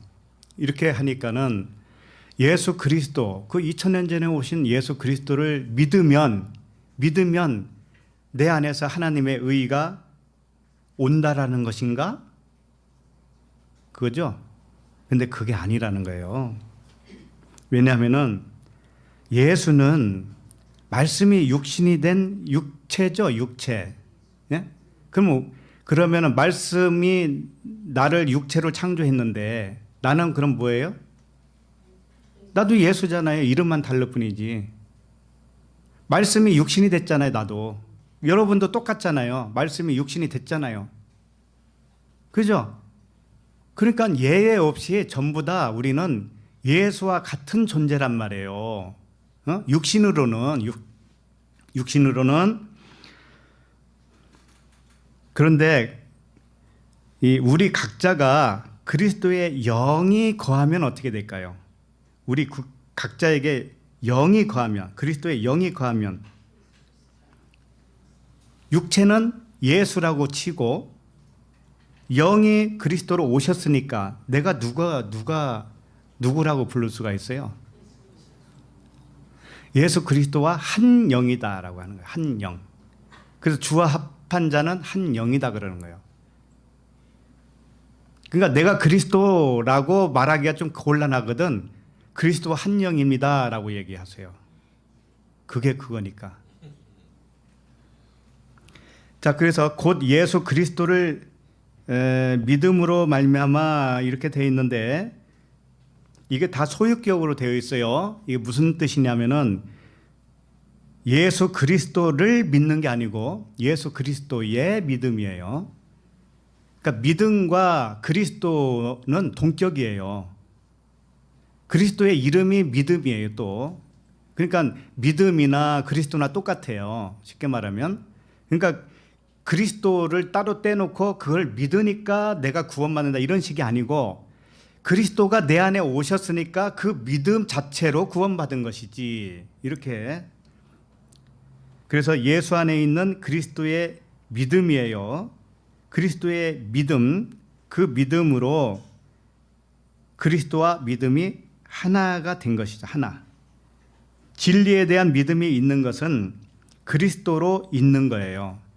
진리에 대한 믿음이 있죠, 우리가? 그러면 그리스도가 내 안에 있는 거라고요. 그 믿음 자체가 그리스도예요. 이렇게. 그래서 그리스도의 영이 거하는 것은 믿음이 있는 거예요. 믿음이 있는 것은 그리스도가 있는 것이고 그리스도가 있는 것은 믿음이 있는 것이에요. 똑같다고요. 그리고 모든 믿는 자에게 미치는 하나님의 의인이 차별이 없느니라 이렇게 되어 있습니다. 하나님의 의인은 모든 믿는 자에게 임하기 때문에 차별이 없다 이런 말씀이죠. 이건 뭐 어려운 거 없잖아요. 자, 그런데 차별이 없다, 구별이 없다. 예수 그리스도가 우리의 영으로 거하시면 나와 한 영이니까 나도 그리스도가 되는 것이고 그리스도도 내가 되는 것이죠. 자, 그렇게 되는데 그렇게 믿음으로 그리스도의 믿음이 된 자는 그렇게 해서 하나님의 의가 드러난 사람은 차별이 없다고 그러죠. 차별이 없다. 무언 차별이 없다고 하는 걸까요? 여기서?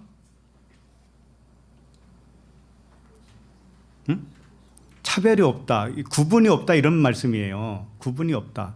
그럼 여기서는 무엇가 차별이 없다는 말씀으로 들립니까?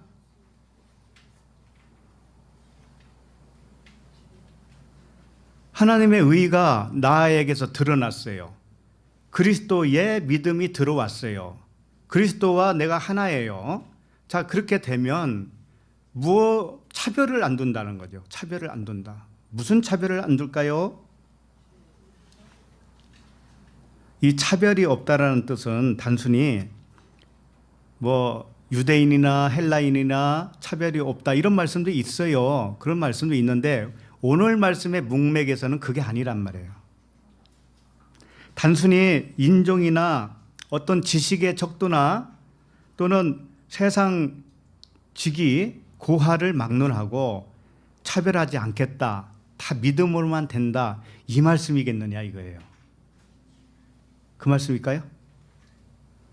이 말씀은 이미 했었어요. 이 앞전에 했었어요. 이미. 유대인이나 헬라인이나 차별이 없다고. 근데 오늘 이 말씀은 진리의 믿음으로 말미암는 하나님의 의는 뭐예요? 진리의 믿음으로 온 거죠. 그리스도의 믿음으로. 율법의 행위를 차별하지 않는다는 의미가 더 정확해요.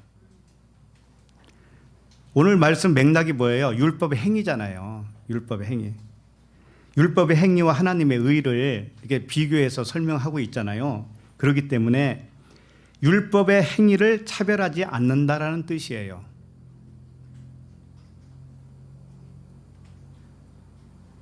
율법의 행위가 뭐예요?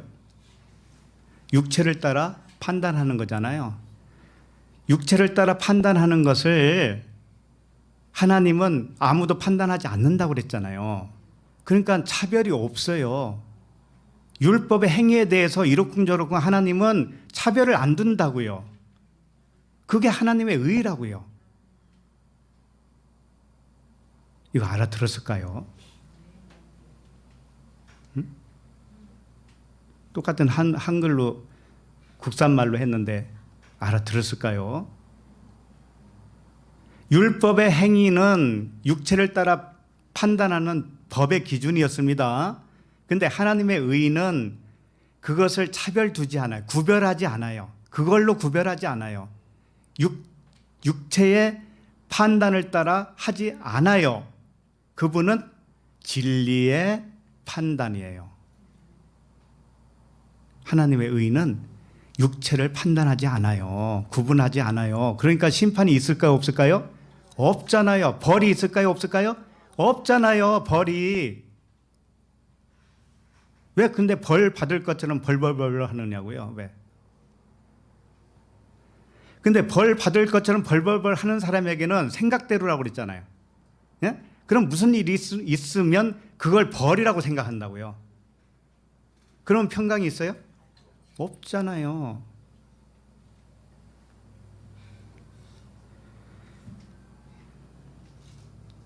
그래서 심판이 있는 게 아니고 심판 아래에 있는 사람들을 구원하는 하나님이시란 말이에요. 죄에서 구원해 주시는 하나님. 이게 멸망으로 던지는 게 아니고 멸망에 있는 자를 구원해 주는 하나님. 그래서 하나님의 의는 벌을 주지 않아요. 심판이 없으니까 벌도 없죠. 네. 하나님의 의는 어떠한 행위를 처벌하지 않고 차별하지 않아요. 그걸 분별하지 않는다 이 말씀이에요. 행위는 그냥 행위일 뿐이에요. 육체를 따라 판단하지 않으니까 우리 각자가 판단해서 사는 이 모양은 그냥 그 행위일 뿐이라니까. 하나님은 그걸 보는 게 아니라니까. 뭘 본다고요? 진리로만 본다니까. 하나님의 의라고, 하나님의 의로만 본다고요. 이렇게 안 하면 다 속은 거예요. 그래서 하나님의 의는 어떤 조건도 필요로 하지 않아요.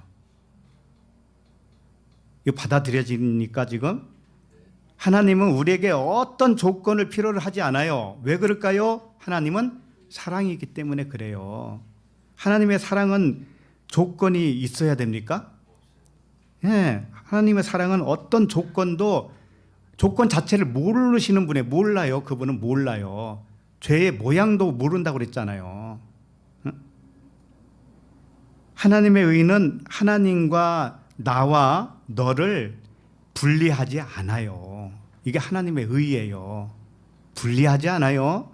자, 그런데 분리하는 사람들은 누구예요? 하나님의 아들이라고 뻗어시 믿고 있는 사람들이잖아요. 응? 자기가 율법에서 나왔다고 하면서도 율법으로 판단하고 있죠. 육체를 따라 판단하고 있죠. 요게 율법 아래에 있는 사람들이에요. 전형적인 사람들이라니까요. 그러면서 무슨 진리를 알아요? 진리를 알기는. 하나님의 의는 하나님과 나와 너를 분리하지 않습니다. 하나로 봅니다. 하나로. 그러므로 우리는 분리할 수 없어요. 우리는. 하나님도 분리할 수도 없어요. 하나님 자신도. 이와 같이 율법 세상은 서로 분리하고 경쟁하고 전쟁을 하지만 하나님의 의는 하나님의 의로 사는 아들들은 아버지와 아들들이 하나이고 우리 아들들끼리도 하나라고 하는 믿음으로 사는 자들이에요. 그렇게 사는 거예요, 우리는. 자, 그러면은 23절로 넘어가겠습니다. 23절로. 자, 시작. 모든 사람이 죄를 범하였음에 하나님의 영광에 이르지 못하더니. 모든 사람이 죄를 범했다고 하는 뜻은 이 보이는 이 율법 세상에 태어난 것 자체를 말하는 것이에요. 행위를 말하는 게 아니에요. 하나님의 영광에 이르지 못했다고 하는 뜻은 하나님의 진리를 몰랐다는 뜻이에요. 하나님의 성품과 신성이 무엇인지 육신의 생각으로 관역을 맞추지 못했다는 뜻이에요. 모든 사람은 그래요. 그래서 영광에 이르지 못했다 이렇게 표현을 하고 있습니다. 영광. 그러니까 하나님의 영광이 무엇일까? 이걸 독사라고 합니다. 독사. 하나님의 영광 독사는 감추인 것이 나타내 보인 것을 말하는 거예요.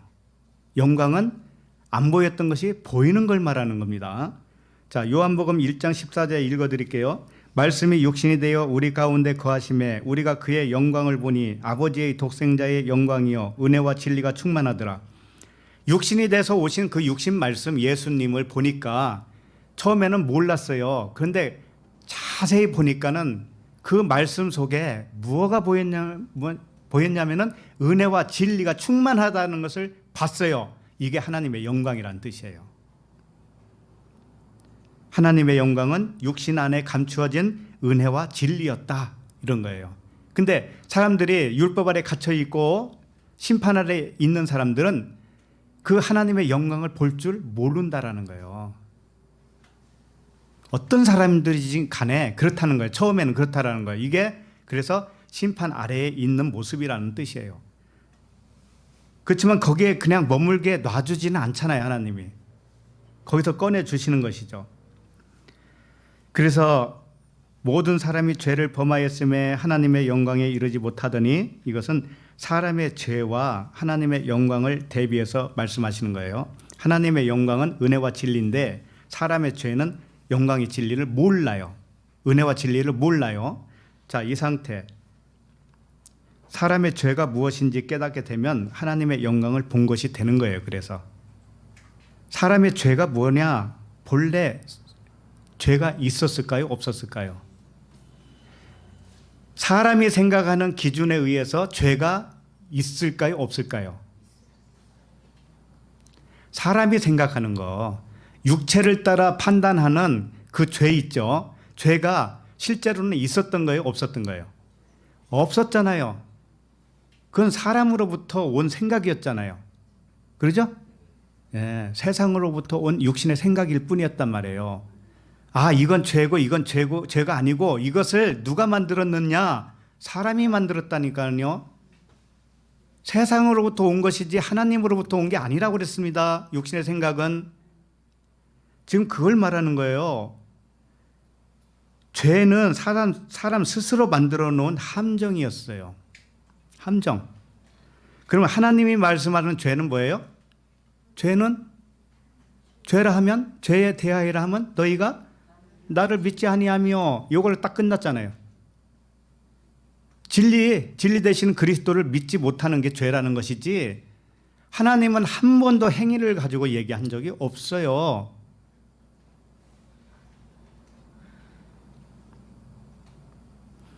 그래서 하나님이 말씀하시는 죄는 진리를 모르는 것이 죄인데, 사람이 스스로 만들어 놓은 그 관념들이 있죠. 관념들. 이 세상으로부터 비롯된 육신의 모든 기준들, 관념들, 이것이 하나님을 오해했다라는 거예요. 그러니까 그 죄가 있다라고 생각하니까 하나님이 벌 주는 하나님, 심판하시는 하나님으로 착각을 한 거예요. 알고 보니 하나님이 좋으셔요, 안 좋으셔요? 좋아도 얼만큼 좋아요? 됐다만이 좋잖아요. 참. 자, 그러면 24절로 갑니다. 24절. 자, 시작. 그리스도 예수 안에 있는 속량으로 말미암아 하나님의 은혜로 값없이 의롭다 하심을 얻은 자 되었느니라. 네. 사람이 의롭다 하심을 얻게 된 원인을 알려주시죠. 사람이 의롭다 하심을 얻게 된 원인, 그건 뭐예요? 첫 번째, 그리스도 예수 안에 있는 속량으로 말미암아. 그죠? 두 번째는 하나님의 은혜로 값없이. 그죠? 예. 그리스도 예수 안에 있는 속량으로 말미암아서 우리가 어떻게 됐다고요? 의롭다함을 받았단 말이에요. 의롭다함을 받았어요. 자, 이게 뭔가 그리스도 예수 안에 있는 속량으로 말미암아 이렇게 하니까 단순히 2000년 전에 오신 그 예수라고 하는 사람이 죽어주셔서 우리 죄를 속량하고 그리고 부활하셔서 우리가 다시 그 공로로 인해서 속량을 받아서 의롭게 되었다, 이런 말씀으로 생각하지 마세요. 이건 초딩이란 말이에요. 초딩. 우리는 그렇게 배웠어요. 그렇게 배워왔기 때문에 예수님이 죽어주신 그 공로로 인해서 내가 구원받았어요. 하나님 할렐루야, 이 은혜를 어떻게 갚죠? 이런다고요. 하나님이 그렇게 하면 좋아하실 것 같죠? 그걸 죄인이라고 그래요. 그걸 율법의 행위라 그러는 거예요. 그걸 육체를 따라 판단하는 자, 이렇게 얘기하는 거예요. 왜 그럴까요? 지금부터 살펴봐야죠. 자, 그리스도 예수 안에 있는 속량으로 말미암아라고 하는 것은 예수가 그리스도 안으로 들어갔다라는 뜻이에요. 육체가 진리 안으로 들어간 거예요. 자, 이 세상이 육체인데 이 세상이 진리 안으로 들어간 거예요. 그러면 진리 안으로 들어간 게 세상 사람들이 알아요, 몰라요? 모르죠. 안 사람들만 있죠. 안 사람들이 있죠. 그 사람들만 구원받은 거예요. 그 사람들만 의롭게 된 거예요. 자, 이 말씀이지. 2000년 전에 예수님이 그리스도 안으로 들어간 그 사건, 십자가의 죽음, 그 사건 때문에 내가 그 공로로 구원받았다라는 의미가 아니에요. 아니에요. 이거 못 믿을 거예요. 쉽게 못 믿을 겁니다. 이 사건 자체, 2000년 전에 오신 예수님이 죽어주신 그 사건 자체, 나를 속량해 주셨다는 뜻이 절대 아니고, 이것은 그럼 예수님이 죽어주신 그 사건은 뭐냐 이거지. 그럼 우리하고 관계가 없는가? 관계 있죠. 어떤 관계? 부활의 첫 열매로. 첫 열매, 본을 보여주신 열매다 이거예요. 본을 보여주셨단 말이에요. 너희도 또 이와 같이 돼야 돼 라고 하는 것을 그분이 샘플로 보여주신 것뿐이란 말이에요. 그분이 죽어주신 그 공로를 내가 사는 것이 아니고, 내가 죽어야 내가 사는 거예요. 내가 죽어야 내가 사는 거예요, 그게. 그래야 의롭게 되는 것이지, 남이 죽은 것이 무슨 상관입니까, 나하고. 다 속아서 왔어요. 속아서 왔어요. 우리가 속량을 받으려면 나에게도 똑같이 예수님이 죽어서 그리스도로 부활하는 사건이 내 안에서 일어나야 된다니까요. 그걸 말한 거예요. 그걸. 내 육신의 생각이 예수와 같은 육체라면, 내 육신의 생각이, 그럼 육신의 생각이 십자가에서 죽어요. 진리의 기둥에서 죽어요. 그러면은 육신의 생각이 무엇으로 거듭날까요? 진리, 그리스도의 진리로 거듭나죠. 이것이 부활이란 말이에요. 이것이 내 안에 일어났기 때문에 하나님은 나를 의롭다 하시는 것이지, 나하고 관계없는 그분이 돌아가신 것 때문에 하나님이 나를 의롭다 한다? 웃기잖아요. 아니, 내 옆집 아들이 내 호적에 올라와야 내 아들이 되는 거 아니겠어요? 호적에 올라오지도 않았는데 어떻게 옆집 아들을 내 아들로 부를 수가 있겠느냐고요. 그와 똑같은 거죠. 그래서 나의 육신의 생각이 그리스도 안으로 들어가는 사건, 이게 십자가의 죽음이에요. 안으로 들어가면 무엇만 남아요? 진리만 보이잖아요. 진리만 남잖아요. 그와 같은 거예요. 자, 이것을 말씀으로 또 보여주셔야지, 안 그러면 2단 3단 이야기 나오잖아요. 자, 고린도전서 15장 20절 보세요. 우리는 2단 소리를 안 들으면 진리가 아니에요. 2단 소리 들어야 되는 거예요.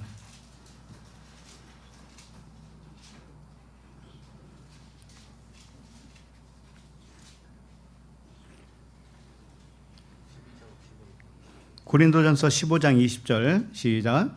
그러나 이제 그리스도께서 죽은 자 가운데서 다시 살아나사 잠자는 자들의 첫 열매가 되셨도다. 자, 여기서 보면은 이제 그리스도께서라고 그러지 예수 그리스도라고 안 하죠. 예, 그리스도께서 죽은 자 가운데서 다시 살아났다. 그럼 죽은 자가 누구예요? 예수잖아요. 그럼 예수로 죽고 그리스도로 살아났다 이런 말이죠. 자, 그다음 21절 시작. 사망이 한 사람으로 말미암아 죽은 자의 부활도 한 사람으로 말미암는도다. 자, 사망을 가져오게 된 자가 누구라고 그랬어요? 예수 그리스도예요. 예수께서 육체로 있고, 그리스도께서 육체를 입고 예수 그리스도로 오셨죠. 그래서 진리를 선포했죠. 그러니까는 온 세상이 이제는 무엇로 드러났어요? 죄가 드러났잖아요. 그게 나 한 사람으로 여겨보세요. 나 한 사람. 온 세상이라고 말고 나 한 사람이 원래 심판 아래에 있었던 사람이고 내가 죄 안에 있었던 사람인데 나에게 진리를 가르쳐 주네 누군가가. 그랬더니 내가 어떻게 해요? 사망, 죄의 싹은 사망이니까 아하, 내가 죽은 자가 맞았구나 이렇게 되죠. 그렇게 되죠. 자, 그렇게 되게 한 원인이 누군가 하면은 사망이 한 사람으로부터 말미암았는데 그분이 예수 그리스도예요.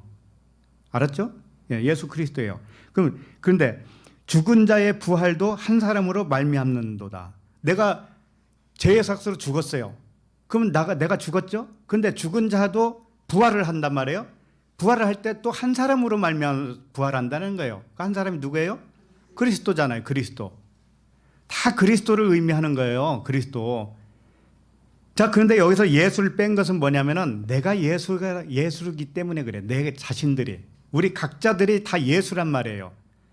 그러니까 그리스도가 나한테 들어와서 그 한 사람, 들어온 그 그리스도 한 사람 때문에 내가 죄인이 되었고 사망이 되었는데 또 그리스도로 말미암아서 부활도 된 것이다 라고 하는 거예요. 자, 그다음 22절 시작. 아담 안에서 모든 사람이 죽은 것 같이 그리스도 안에서 모든 사람이 삶을 얻으리라. 아담은 오십자의 모형입니다. 예수 그리스도예요.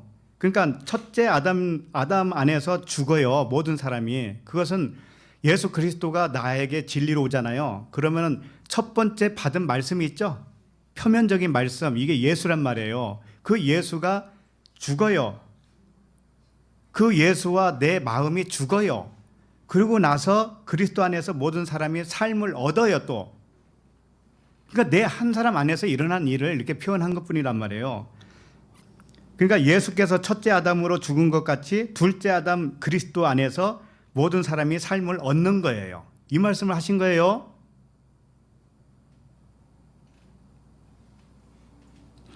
23절을 봅시다. 23절. 자, 시작.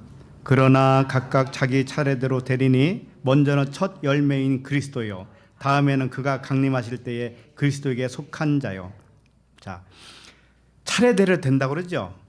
차례대로 되는데 먼저는 첫 열매인 그리스도요. 이건 2000년 전에 오신 그리스도가 첫 열매로 부활한 사건을 말하는 거예요.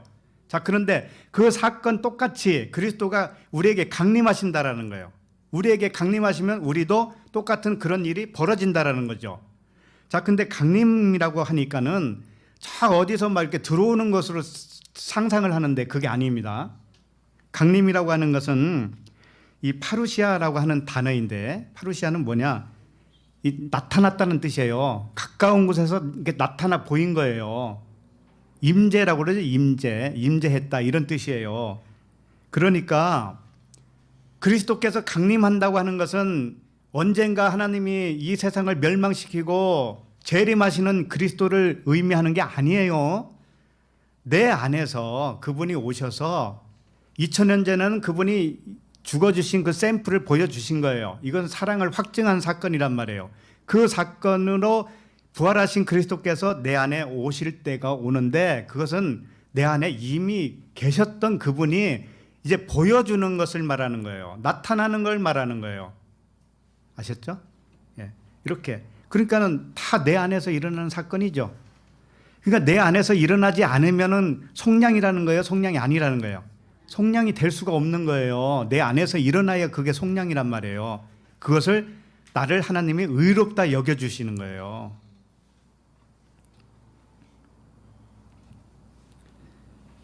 그래서 나의 욕심의 생각이 하나님의 계시로 말미암아서 완전히 변하는 거예요.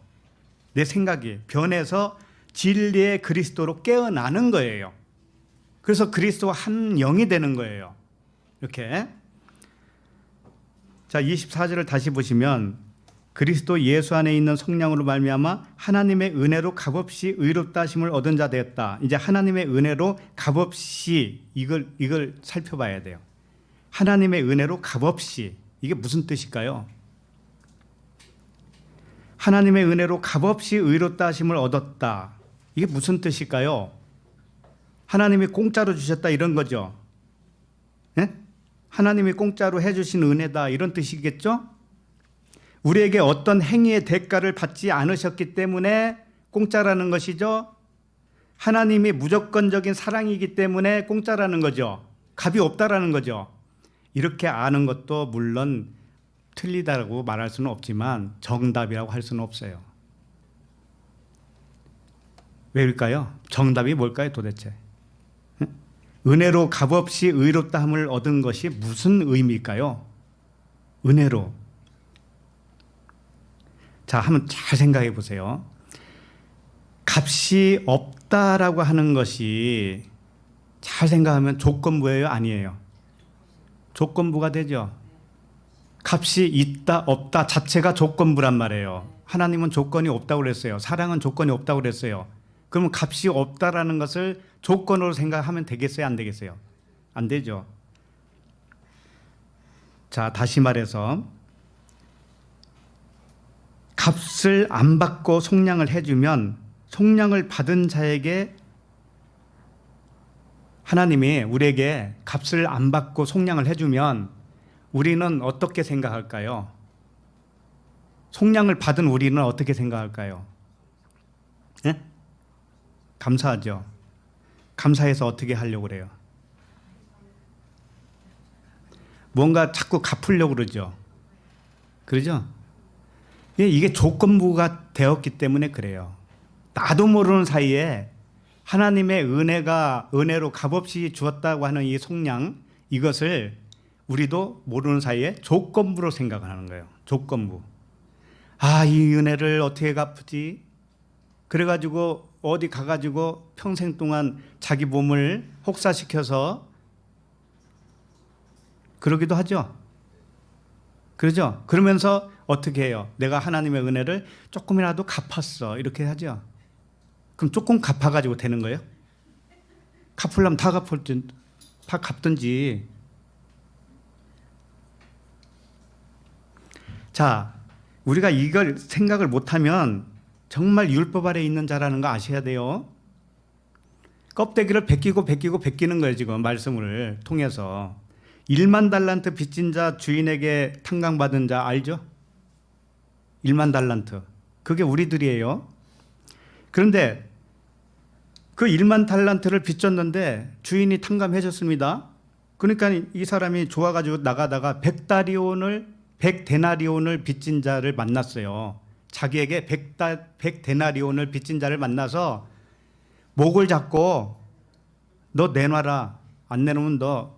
그래서 어디로 보냈어요? 감옥으로 보냈어요. 감옥으로. 그 후에 주인이 노해서 이 소식을 듣고 그 빚을 갚도록 옥졸에게 붙여줬다. 이렇게 되어 있습니다. 너 그거 다 갚어. 1만 달란트 다시 다 갚어. 이렇게 했단 말이에요. 자, 여기에 핵심이 뭘까요?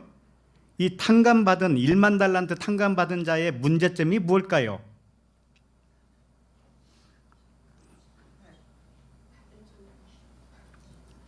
이게 다 비유의 말씀이었기 때문에 참 풀기 어렵죠.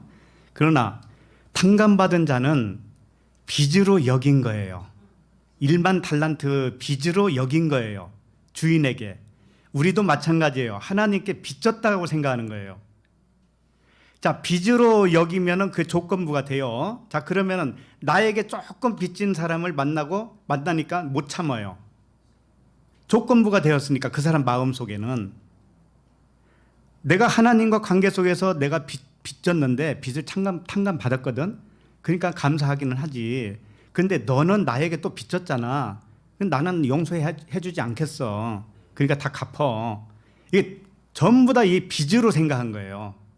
조건부로 생각한 거예요. 그래서 빚이 하나님은 탕감해 줬다는 게 무슨 얘기냐면요. 하나님이 진짜 1만 달란트를 언제 주었어요? 그 사람에게 빚졌어요. 언제? 1만 달란트를 꿔갔다는 얘기잖아요. 언제 꿔갔냐고. 그런 이야기는 없잖아요. 하나님이 탕감해 줬다는 뜻이 뭔가 하면은 원래 빚이 없다라는 것을 해준 거예요.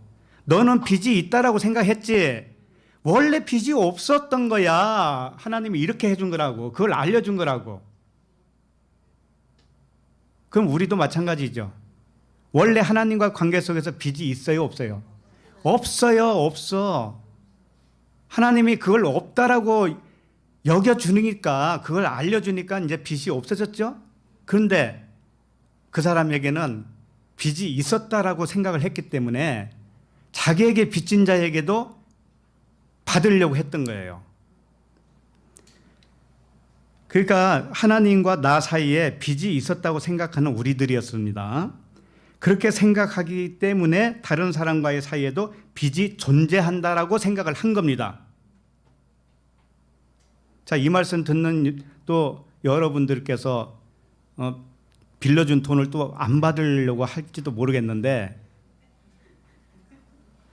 진리를 깨달으라고 하신 말씀이에요. 예? 그것은 받든가 안 받든가 하나님이 그걸 차별 둔다고요? 안 둔다고 그랬잖아요. 그게 또 율법으로 왜 잣대로 금방 가져오느냐고요. 어떤 사람은 그래요. 아, 이거 돈을 받아야 될까 말아야 될까 받자니 좀 꺼름칙하고 하나님이 보기에 이놈할 것 같고 안 받자니 금액이 너무 커.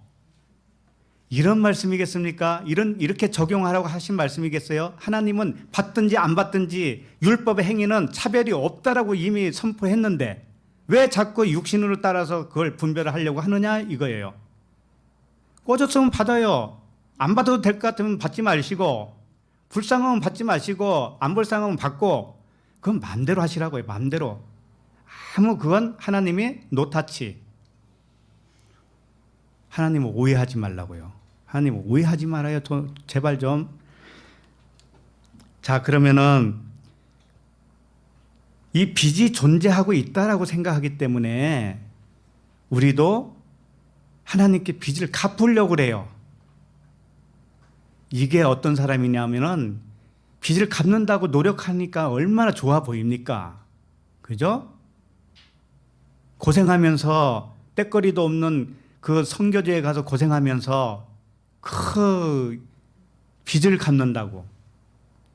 물론 그 중에는 진리를 알고 전하시는 분도 있기 때문에 전부 그런 분들에게 말씀드리는 건 아니에요. 그러나 그렇지 않은 사람들이 너무나 많아요. 진리를 모르고 하는 사람들이 많아요. 무슨 빚을 갚아요, 하나님께. 자, 이걸 좀 더 실감나게 설명을 하나 더 해드리고 이제 마치도록 하겠습니다. 예를 들어서 우리 자신들이 자신 발에 양말을 신겼어요. 응? 다른 사람 말고 자기 발에 양말을 신겼어요. 그리고 발 보고 너 이거 빚졌다. 이렇게 할 수 있어요? 내가 양말을 신겨줬으니까 발, 너 10원 빚졌어. 장부에다 적어 놓을 거야. 그렇게 할 수 있어요? 자기 자신이 자기 몸을 씻었어요. 물로 씻었어요. 목욕을 했어요. 수고했죠? 수고했어요. 그래서 몸한테 너 대가 좀 내놔. 이렇게 할 수 있어요? 자기 자신의 몸에 내가 한 것에 대해서 몸한테 대가를 달라고 요구할 수 있느냐 이거예요. 없죠? 하나님도 이와 같은 거예요. 하나님과 우리는 하나예요, 둘이에요? 하나예요. 한 몸입니다. 자, 그런데 한 몸인데 하나님이 우리에게 빚져요? 내가 양말 신겨준 거 그거 발이 나한테 빚졌다고 할 수 있어요? 그러니까 값없이, 은혜로 값없이 속량을 받았다고 하는 뜻은 값이 없다라는 거예요. 속량 받은 것 자체가 원래는 값이 없었다라는 것이지 값이 있었는데 없는 걸로 해줄 게가 아니란 말이에요.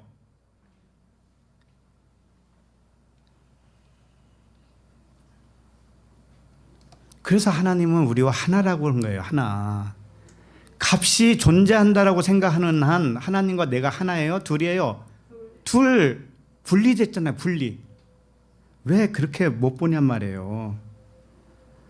아버지는 아들들과 한 몸이에요. 한 몸으로 보기 때문에 아들들에게 요구하는 어떠한 값이 없어요. 이것이 값없이 구원받았다고 하는 뜻입니다. 값이 없어요. 원래가. 그 은혜는 뭐냐? 은혜로 구원받았다고 그러죠? 은혜. 은혜는 본래 받아야 할 값이 있었는데 탕감해 주는 그 호의를 말하는 게 아니에요. 은혜를 베풀었다라고 하는 것은 내가 구원받지 못할 이 죄인을 하나님이 은혜로 나를 값없이 구원해 주셨으니 너무너무 감사해서 평생 내가 갚아도 못 갚을, 그래서 내 몸을 받으시오. 이렇게 하잖아요. 그렇게 하죠. 근데 은혜는 뭐냐면은 자기 몸을 사랑하는 성품을 말하는 거예요. 자기 몸을 내가 씻었다고 해서 몸한테 뭘 대가를 바라지 않는 것처럼 그게 은혜라고요. 은혜. 그러니까 하나님이 우리에게 은혜를 베풀어 주시는 건 뭐냐면은 나를 하나로 본다니까. 하나님과 나를 하나로 보기 때문에 여기에는 어떠한 조건이 없다라는 거예요. 하나님의 성품을 말하는 거예요. 은혜는. 카리스라고 하는 은혜는 자기가 자기 몸을 사랑하는 하나님의 성품을 의미하는 거예요. 하나님의 성품은 창조주로서 모든 세계와 아들들, 자신이 만든 모든 피조물을 자기 몸으로 생각하고 있어요. 자기 몸인데 자기 몸에 한 것을 가지고 몸 보고 대가를 내놔라 어떤 조건을 달아요? 절대 그럴 수가 없어요. 그렇기 때문에 원래 값이 없었다라고 하는 것이고 그게 은혜다라고 하는 거예요. 그래서 하늘과 땅이 통일되는 거예요. 하늘과 땅이 다 하나예요. 하나. 모두가 하나님과 하나만 있기 때문에요. 모든 것이 다 하나님이에요. 하나님밖에 없어요. 그냥 그렇게 통일되게 하기 위해서 이 말씀으로 우리를 계속 가르치고 깨고 네가 원래 나와 하나였어. 원래 네가 내 몸이야. 그러니 무슨 네가 뭘 갖는다고 그래. 무슨 값이 대가가 무슨 존재하냐. 이런 말씀이에요. 그래서 그러므로 하나님 아버지와 한순간도 분리해서 생각하지 마세요. 분리하면 값이 생겨버려요. 값없이 은혜 받았다라고 하는 것 말조차도 조건이 돼버려요. 그럼 언젠가 갚아야 하려고 그런 의도가 생겼단 말이에요. 그러지 말고 값을 지불해야 하는 율법의 행위로 돌아가지 말고 항상 하나님을 오해하지 말아야 돼요. 우리는 모두 하나이기에 본래 받아야 할 값이 없고 줘야 할 값도 없어요. 그냥 하나예요. 하나. 하나님은 그걸 가르쳐 주기 위해서 오늘도 주무시지 않습니다. 기도하겠습니다. 하나님 아버지, 율법의 행위와 하나님의 의에 대하여 말씀하여 주심을 감사합니다. 우리가 아버지를 많이도 오해했음을 알려주심에 감사를 드립니다. 아버지와 아들인 우리와 하나라고 그토록 말씀하시건만 아버지를 하늘 위에 모셔놓고 스스로 올라가려고 했던 우리들을 불쌍히 여겨 주옵소서. 아버지께서 우리와 하나됨에 있어서 어떠한 값이 존재하지 않았건만 사람은 아버지의 은혜를 값으로 환산하는 율법 아래로 들어가려고 하니 눈을 열어서 실상을 보게 하여 주옵소서. 귀를 열어서 아버지의 음성을 듣게 하여 주옵소서. 아들아, 내가 너를 사랑하노라. 이 음성이 우리 모두에게 들려지게 하여 주옵소서. 예수 그리스도 이름으로 기도합니다. 아멘.